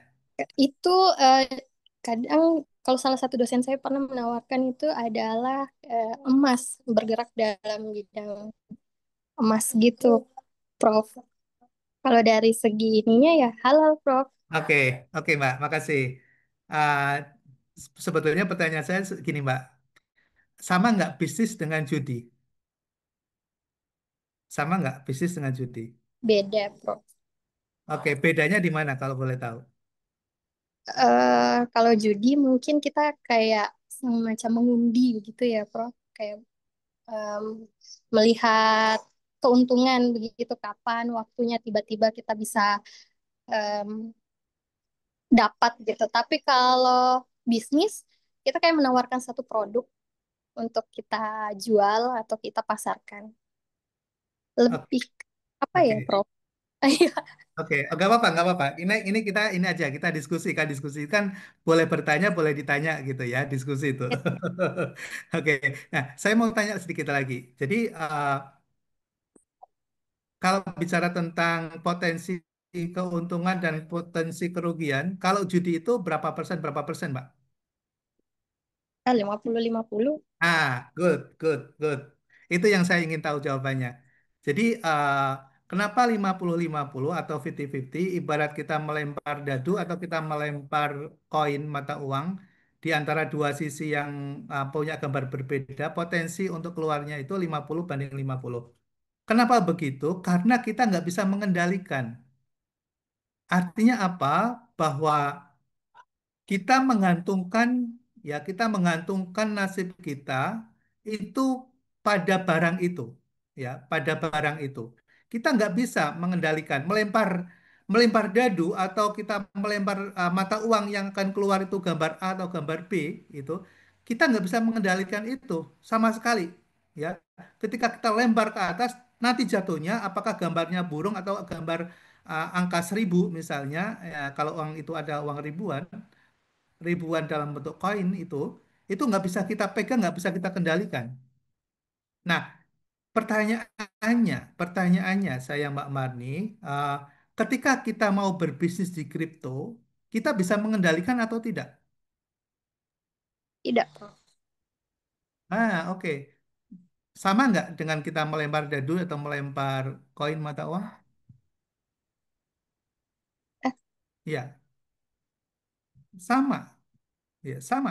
Kita menyerahkan sesuatu itu kepada pihak lain tanpa kita bisa mengendalikan sama sekali. Hanya bicara tentang untung-untungan saja. Ya, maka itu adalah horor. Maka itu adalah horor. Oke, nanti kalau perlu kajian lebih lanjut, boleh. Nanti terus pertanyaannya, kok ada misalnya nanti cari ya misalnya ada, kenapa saham misalnya, kenapa saham kemudian dari fatwa MUI diperbolehkan dalam perdagangan saham. Tapi sekarang sudah dikerucutkan lagi sahamnya harus ada yang saham syariah. Karena kalau ternyata saham emitennya adalah misalnya berdagang narkoba atau berdagang khamar misalnya, ya itu sudah nggak halal lagi gitu ya. Nah, itu pertama adalah kita harus tahu emitennya siapa gitu. Lalu kemudian barang yang diperjualbelikan apa yang kita mau beli, saham kalau itu adalah saham misalnya. Lalu kemudian saham itu bisa kita kendalikan ya, saham itu bisa kita kendalikan. Nah, cara mengendalikannya gimana? Makanya kemudian ada namanya technical analysis, ada fundamental analysis. Kita kalau mau masuk ke perdagangan saham, kita harus tahu ilmunya. Kalau kita nggak tahu ilmunya, maka itu adalah horor, itu adalah judi. Kalau kita nggak tahu ilmunya. Karena kita nggak bisa mengendalikan kapan kita harus jual, kapan kita harus beli, kapan kita harus cutting loss, kapan kita harus sell out. Jadi nggak akan bisa mengendalikan. Nah, maka jangan sekali-kali kita memasuki suatu bisnis yang kita nggak bisa mengendalikan. Karena risikonya sangat besar sama dengan kita berjudi. Saya kira itu dulu ya Mbak Mani ya, informasi yang bisa saya sampaikan.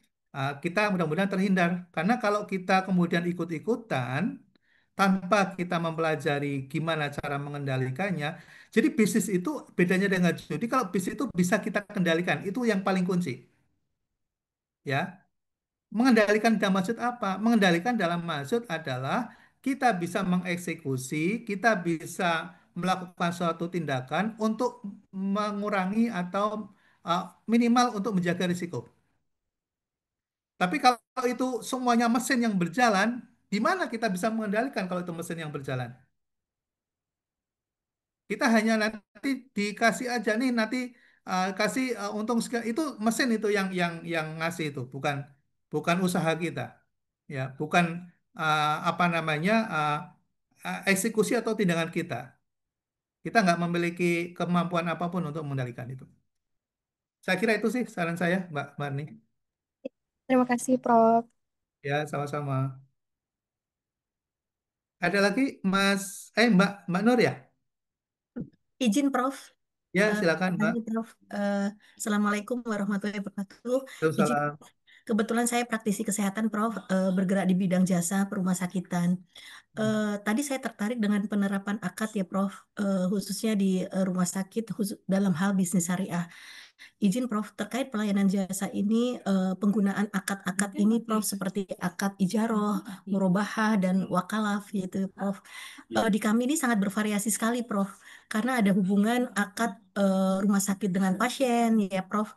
Juga ada dengan sumber daya manusia di situ, profesi profesi dokter dan juga SDM yang khususnya karyawan rumah sakit.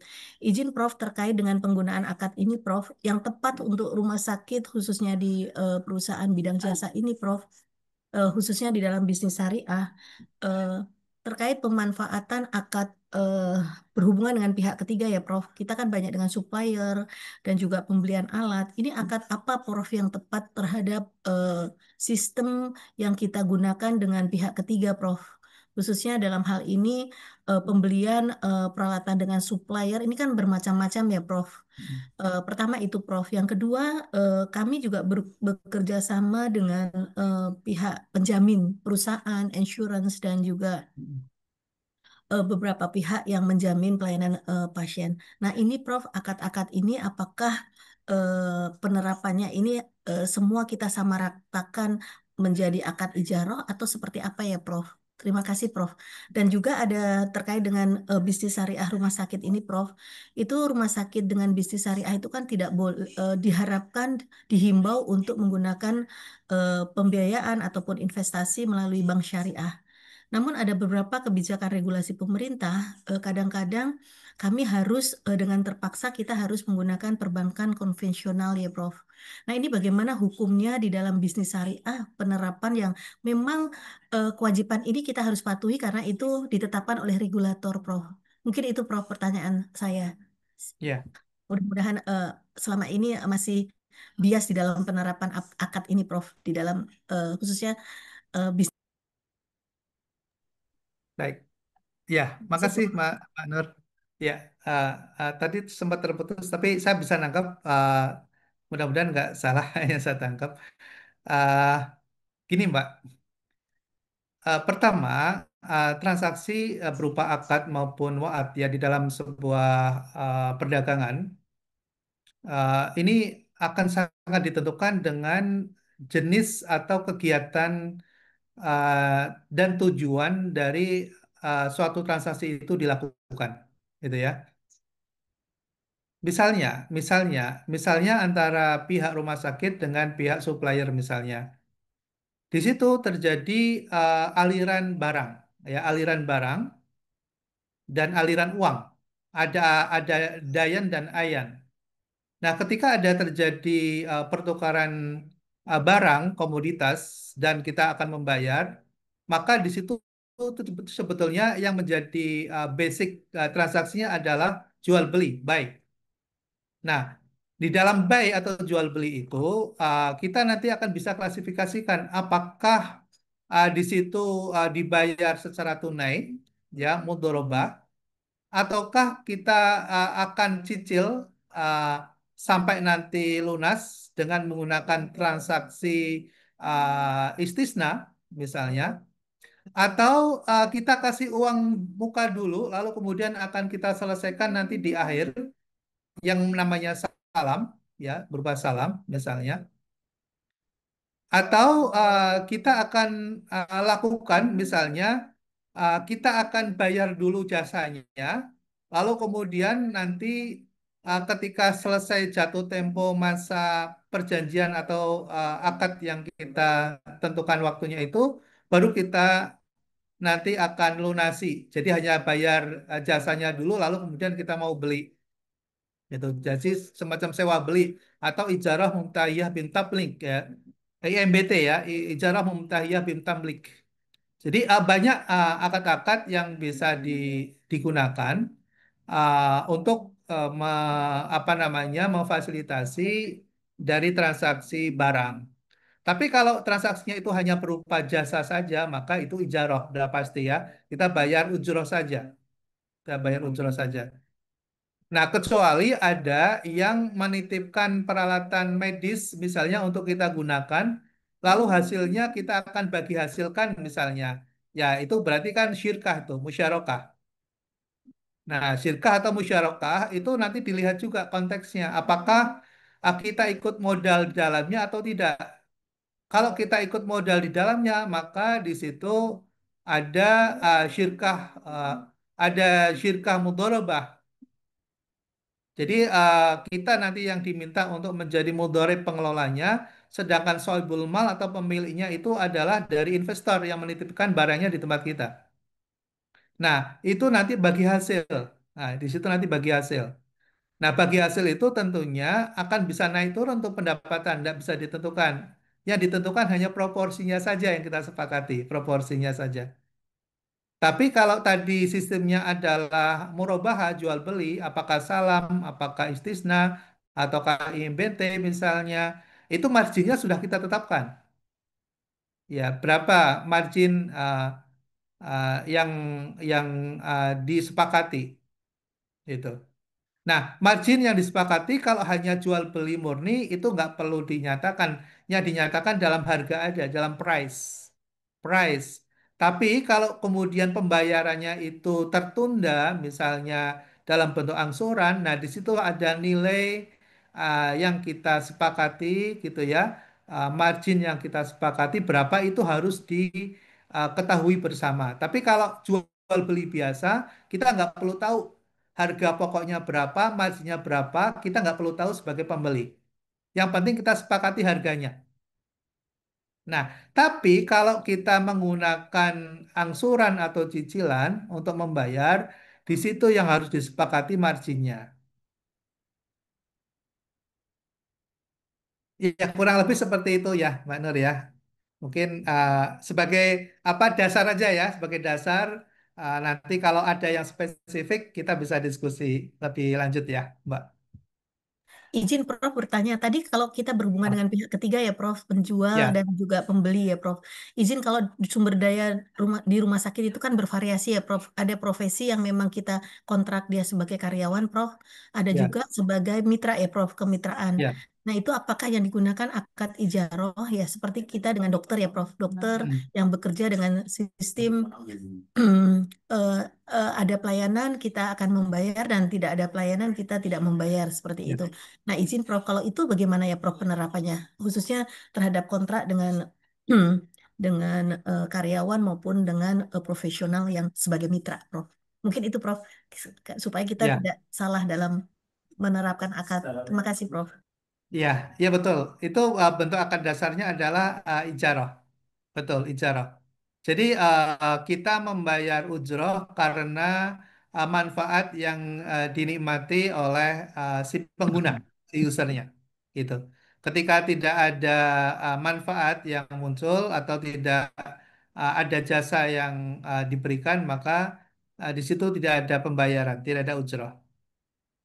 Ya, itu ijarah akadnya, akad dasarnya. Kalau kemudian mau dikembangkan, misalnya pakai muqayyad ya terikat. Nah, bisa aja ijarah muqayyadah misalnya. Jadi ada terikat, misalnya tidak apa namanya, ini dedicated full untuk rumah sakit kita, yang lain tidak misalnya, misalnya gitu. Nah, itu kita kembangkan lagi bisa. Tapi biasanya kalau muqayyad biasanya juga ada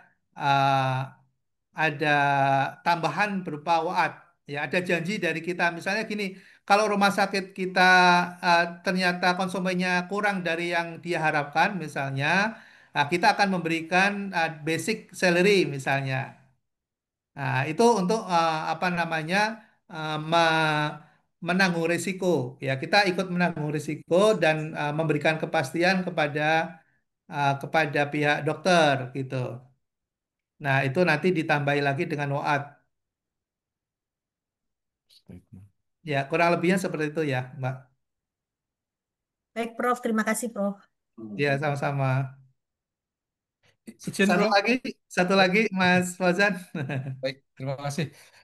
Baik Prof, ini eh, saya kan kebetulan eh, draft judul disertasi saya itu kurang lebih integrasi nilai-nilai syariah dalam strategi pengembangan sistem waralaba, studi kualitatif pada bisnis coffee shop di Tangerang. Kurang lebih seperti itu di Prof ininya, draft judulnya gitu. Nah, kemarin saya sempat berkonsultasi dengan beberapa dosen. Menurut mereka kalau menggunakan kata syariah itu sebenarnya berat karena implikasinya banyak. Tadi seperti sudah di list di di apa di slide tadi ya. Jadi misalnya nih saya menggunakan instead of nilai-nilai syariah, kalau saya menggunakan istilah nilai-nilai Islami, itu ada perbedaannya atau tidak, Prof? Itu pertanyaan saya yang pertama. Terus yang kedua, tadi kan disebutkan juga tuh kalau misalnya kita bertanggung jawab gitu dengan karyawan apa kita gitu ya. Kebetulan saya pelaku usaha ini coffee shop, Prof. Kebetulan di Tangerang. Nah, kalau misalnya statusnya itu kontrak gitu ya, itu apakah kita juga tadi harus bertanggung jawab keseluruhannya tadi? Karena kan kontrak dan karyawan kan mempunyai apa hak dan kewajiban yang berbeda kan gitu. Kalau statusnya dia kontrak, apakah dia masih dalam apa pertanggungan jawab kita sebagai sebagai owner ya. Termasuk misalnya dalam perilaku apa namanya keislamannya gitu ya. Karena jadi memang ya harus kita lihat itu tidak semuanya misalnya sholat gitu kan. Itu kan kalau dalam yang syariah, menurut syariah kan memang harus sholat kan gitu. Tapi dalam beberapa karyaan saya lihat dia ya kalau pas kita lihat dia sholat gitu. Tapi kalau nanti nggak kita lihat dia juga nggak sholat misalnya. Jadi masih belum sebagai apa kegiatan utama gitu. Nah dalam hal seperti itu apakah ada konteks apa dosa gitu apa sebagai ownernya begitu? Ya terima kasih Prof. Assalamualaikum warahmatullahi wabarakatuh. Waalaikumsalam warahmatullahi wabarakatuh. Baik, terima kasih Mas Fazan. Ini menarik juga ya, karena ketika kita sudah tertarik dengan syariah atau Islamic Studies gitu ya, sebetulnya itu menjadi sebuah tantangan ya tersendiri buat kita yang ingin mendalami gitu. Tapi sebagai sebuah contoh saja, saat ini saya sedang membimbing juga disertasi mahasiswa UT, kebetulan dari distrik Bali. Dia beragama Hindu dan dia ingin mengetahui tentang faktor-faktor yang memengaruhi keberhasilan lembaga keuangan mikro yang ada di sana, yang disebut dengan LPD, ada lembaga perkreditian desa. Itu merupakan salah satu institusi keuangan mikro yang ada di Bali secara khas. Mungkin ada yang pernah dengar ya. Dan di sana itu NPL-nya atau non-performing loan-nya atau NPF-nya kalau kita di syariah itu sangat rendah sekali ya, bahkan dikatakan 0, sekian persen. Jadi masyarakat Bali itu tidak berani dia berhutang dan tidak membayar, karena membayar hutang itu bagi mereka adalah wajib, ya wajib, dan sangat mereka takut ketika mereka mati dalam keadaan hutang, ya. Karena tidak akan dikremasi, ya, karena tidak akan dibakar, ya. Jadi bisa bayangkan kalau mati tidak dibakar, tidak di apa namanya, tidak diprosesi secara uh, apa ritual keagamaan, itu sangat naif, nista sekali, ya sangat nista sekali gitu. Nah sehingga di sana tidak tidak ada ibaratnya utang tidak mau bayar, itu mesti kebayar itu. Nah, lalu kemudian mahasiswa saya ini melakukan suatu studi, ya, suatu studi bahwa hipotesisnya itu bahwa keberhasilan dari LPD yang ada di Bali itu karena faktor-faktor kepercayaan imani Hindu, ya, imani Hindu itu. Nah, padahal dia di manajemen, di ilmu manajemen sama dengan kita juga di sini, program ilmu manajemen, ya di program studi ilmu manajemen, nah, doktor ilmu manajemen. Nah, saya bolehkan, uh, silahkan menggunakan mixed method, ya menggunakan mixed method. Jadi metode yang pertama adalah kualitatif, metode yang kedua adalah kuantitatif. Metode kualitatifnya adalah menggali nilai-nilai Hindu, ya nilai-nilai Hindu yang diyakini, yang memiliki landasan tekstual yang ada di dalam kitab suci Hindu, lalu kemudian dielaborasi, ya dielaborasi dengan berbagai riset yang sudah ada selama ini. Lalu kemudian bagaimana pengaruh terhadap perilaku masyarakat Hindu itu sendiri. Lalu kemudian secara spesifik terhadap perilaku terhadap kegiatan ekonomi, ya perilaku terhadap kegiatan ekonomi, gitu. Nah, temukan itu dari studi-studi yang sudah berjalan selama ini. Lalu kemudian dilakukan uh, kajian dengan menggunakan data primer lewat kuesioner.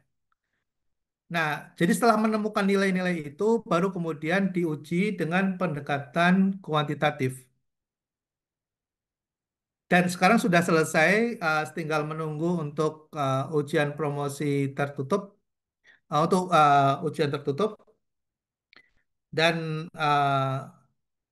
diterima juga di Scopus Q2 ya karena dia menemukan noveltisnya adalah bahwa faktor-faktor yang memengaruhi keberhasilan lembaga perkreditan di Bali ini bukan karena kemampuan ekonominya yang menonjol, gitu ya, bukan kemampuan ekonominya yang menonjol, tapi karena apa namanya ketaatan terhadap keyakinan, ya ketaatan terhadap keyakinan. Faktor agama.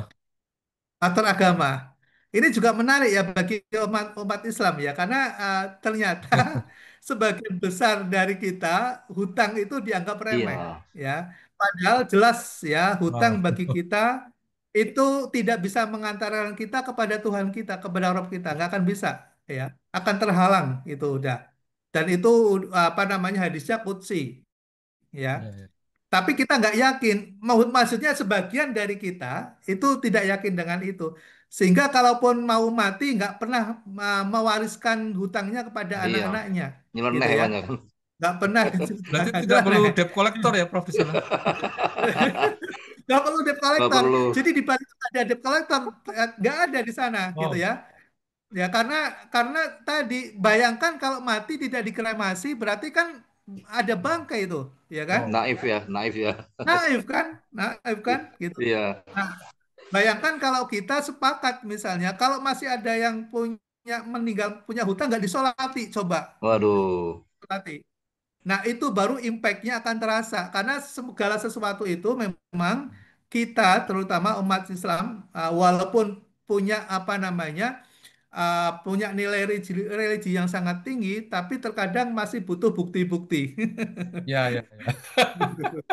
Betul. Baru sebatas ini ya. Keyakinan. Batas keyakinan. Ya, Itu yang pertama ya, Mas. ya, Itu ya. yang pertama. Clear, Jadi clear. tadi dengan itu Baik. sebetulnya bisa, gitu ya. Jadi menggunakan mix method, ya menggunakan mix method.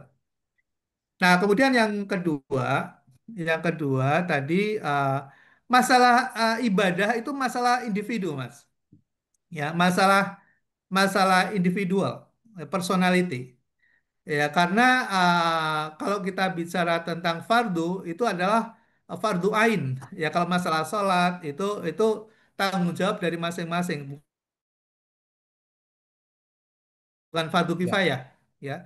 Nah, yang mungkin menjadi concern kita adalah cukup hanya ada, Prof. memfasilitasi misalnya tempat Ada. sholatnya Musola pastikan ada kita. tersedia. Ya. Itu, itu. Fulase Salah ada. enggak? Kemudian Fulase enggak? itu Fulase enggak? ya. Asik. Kemudian mengingatkan sholat ada. Jadi kalau misalnya kita di ruangan itu ada azan masuk ke ruangan itu pastikan Tembus ke ada ruangan ya, gitu. Prof Jadi ya? enggak Tembus ke ruangan. jangan iya jangan sampai di kantor di ruangan tertutup dia nggak tahu kalau udah masuk Eh, waktu sholat. Nah itu harus dipastikan tuh masuk mendengar itu. Nah sampai di situ aja ya, kewajiban kita sebagai Baik. itu ya. Nah kalau kemudian dia mau sholat atau tidak itu sudah masuk perlu ke ain ya. pribadi. Oke. Fardu ain. Siap, Ya. siap. Ya. Ya, saya kira itu sih, Mas Terus Azan. mungkin ini Oke, ya, Prof, pencerahan nanti bagusnya. minta izin aja untuk yang terkait dengan topik-topik syariah ini karena saya kebetulan terkait dengan ini mungkin minta izin Prof untuk ber, Berdialog. apa konsultan mungkin. Berdialog gue Kalau ini. kata kata Mas Bukri, wani Mandi piro. piro. Kopi segelas, kopi. Ya, ya. Baik. Ya, terima kasih. Enggak, Terima enggak, kasih, ya, Prof. sekian aja ya, Oke, makasih. Ya, makasih Mas Fazan. Oke. oke. Oke ya, karena ini waktunya udah jam 12, udah Zuhur. zuhur Ya, gitu ya. zuhur. Mohon maaf, kita sampai di sini dulu. Terima kasih atensinya, luar biasa. Senang sekali bisa berinteraksi dengan Bapak dan Ibu semuanya. Sama, Kelas Prof. kita itu mohon izin Sama-sama. berapa orang ya? Kelas kita ya? Kalau satu kelas, Izin 14 atau 15 ya? Yang oh 14 ya, kita 14 orang. 14 ya. Oh, berarti Iya, ada satu satu yang nggak absen masuk. ya? Satu yang absen ya? Dua mungkin, Prof. Oh, dua. Iya. Oke, boleh di anu on kan kameranya. Saya pingin sambil kenal ini saya dengan Mbak Nur sudah ngobrol, uh, Mbak Sofi sudah, Mas Roma, Mas Fauzan, Mas Mukri sempat tadi, Mbak Mani sempat tanya, Mas Budi tadi nggak sempat tanya ya, Mas Budi ya? Lupa Nggak dia. nggak sempat ya. Ya, Prof. Lupa, Yang Lagi bertanya sibuk lupa. kayaknya nih, di Prof. rumah. Yang bertanya lupa kayaknya. Ada Mbak Desvi, boleh di on kan? Saya mau ambil gambar sedikit sebentar. Ketua kelasnya boleh bantu juga untuk screenshot Mas Hakim, Mas Zulfikar, Mas. Ketua kelasnya itu Prof. Om Farabi tadi terlempar kayaknya Oh Profnya. terlempar ya. Lempar dulu. Eh, Atau ada ini kali. Ini Mbak Cinde atau Mas Saga nih? Mas atau Mbak Mungkin nih? Saga. sekretarisnya Mbak Mas, Mbak Mas. Nur Oh Rahma kali. Mas. Screenshot. Mas Saga ada nih lagi on atau lagi ini ke belakang? Saya ambil gambar. Pak izin ya Pak, saya dipanggil ya Pak. Mbak Dian, ya. Dosen. Bukan. Mas Ya. Zulfikar boleh di on sebentar. Mas Zul, 1, 2, 3. Oke, baik. Terima kasih. Kita tutup dengan kafaratul majelis. Barakallahu Terima kasih Prof. Alhamdulillah, terima kasih. Alhamdulillah, wabillahi taufiq wal hidayah. Assalamualaikum warahmatullahi wabarakatuh. Waalaikumsalam warahmatullahi wabarakatuh. Warahmatullahi wabarakatuh. Terima kasih, Prof. Terima kasih, Prof. Profesor Ahmad Subagio. Terima kasih. Terima kasih. Halo, Bu Izin Nur. dulu ya, sholat ya. Selamat. Pak Ketua, izin Pak Ketua.